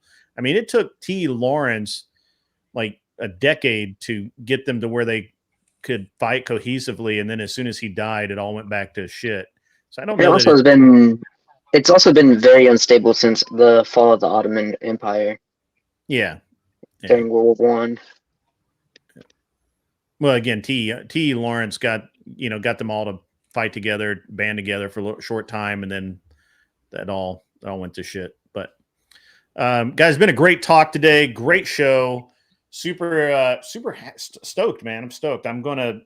I won't be back until Wednesday evening. I do not do a Tuesday show at all, and I will not do a Wednesday afternoon show. Tuesday night or Wednesday night, I will be back on at the normal 8:05 time, and then Thursday afternoon I will be on during the day. I may do something with I may be on somebody else's show, or I might not. And you guys be good people. Anson, thanks for coming up, even though we don't always agree. You're always a good guest. And Chris Lestrange, you're just funny, man. I like you. You're cool. And everybody else in the chat, have a great day. Enjoy yourselves. I'm getting out of here. Get off my lawn. See ya. All right.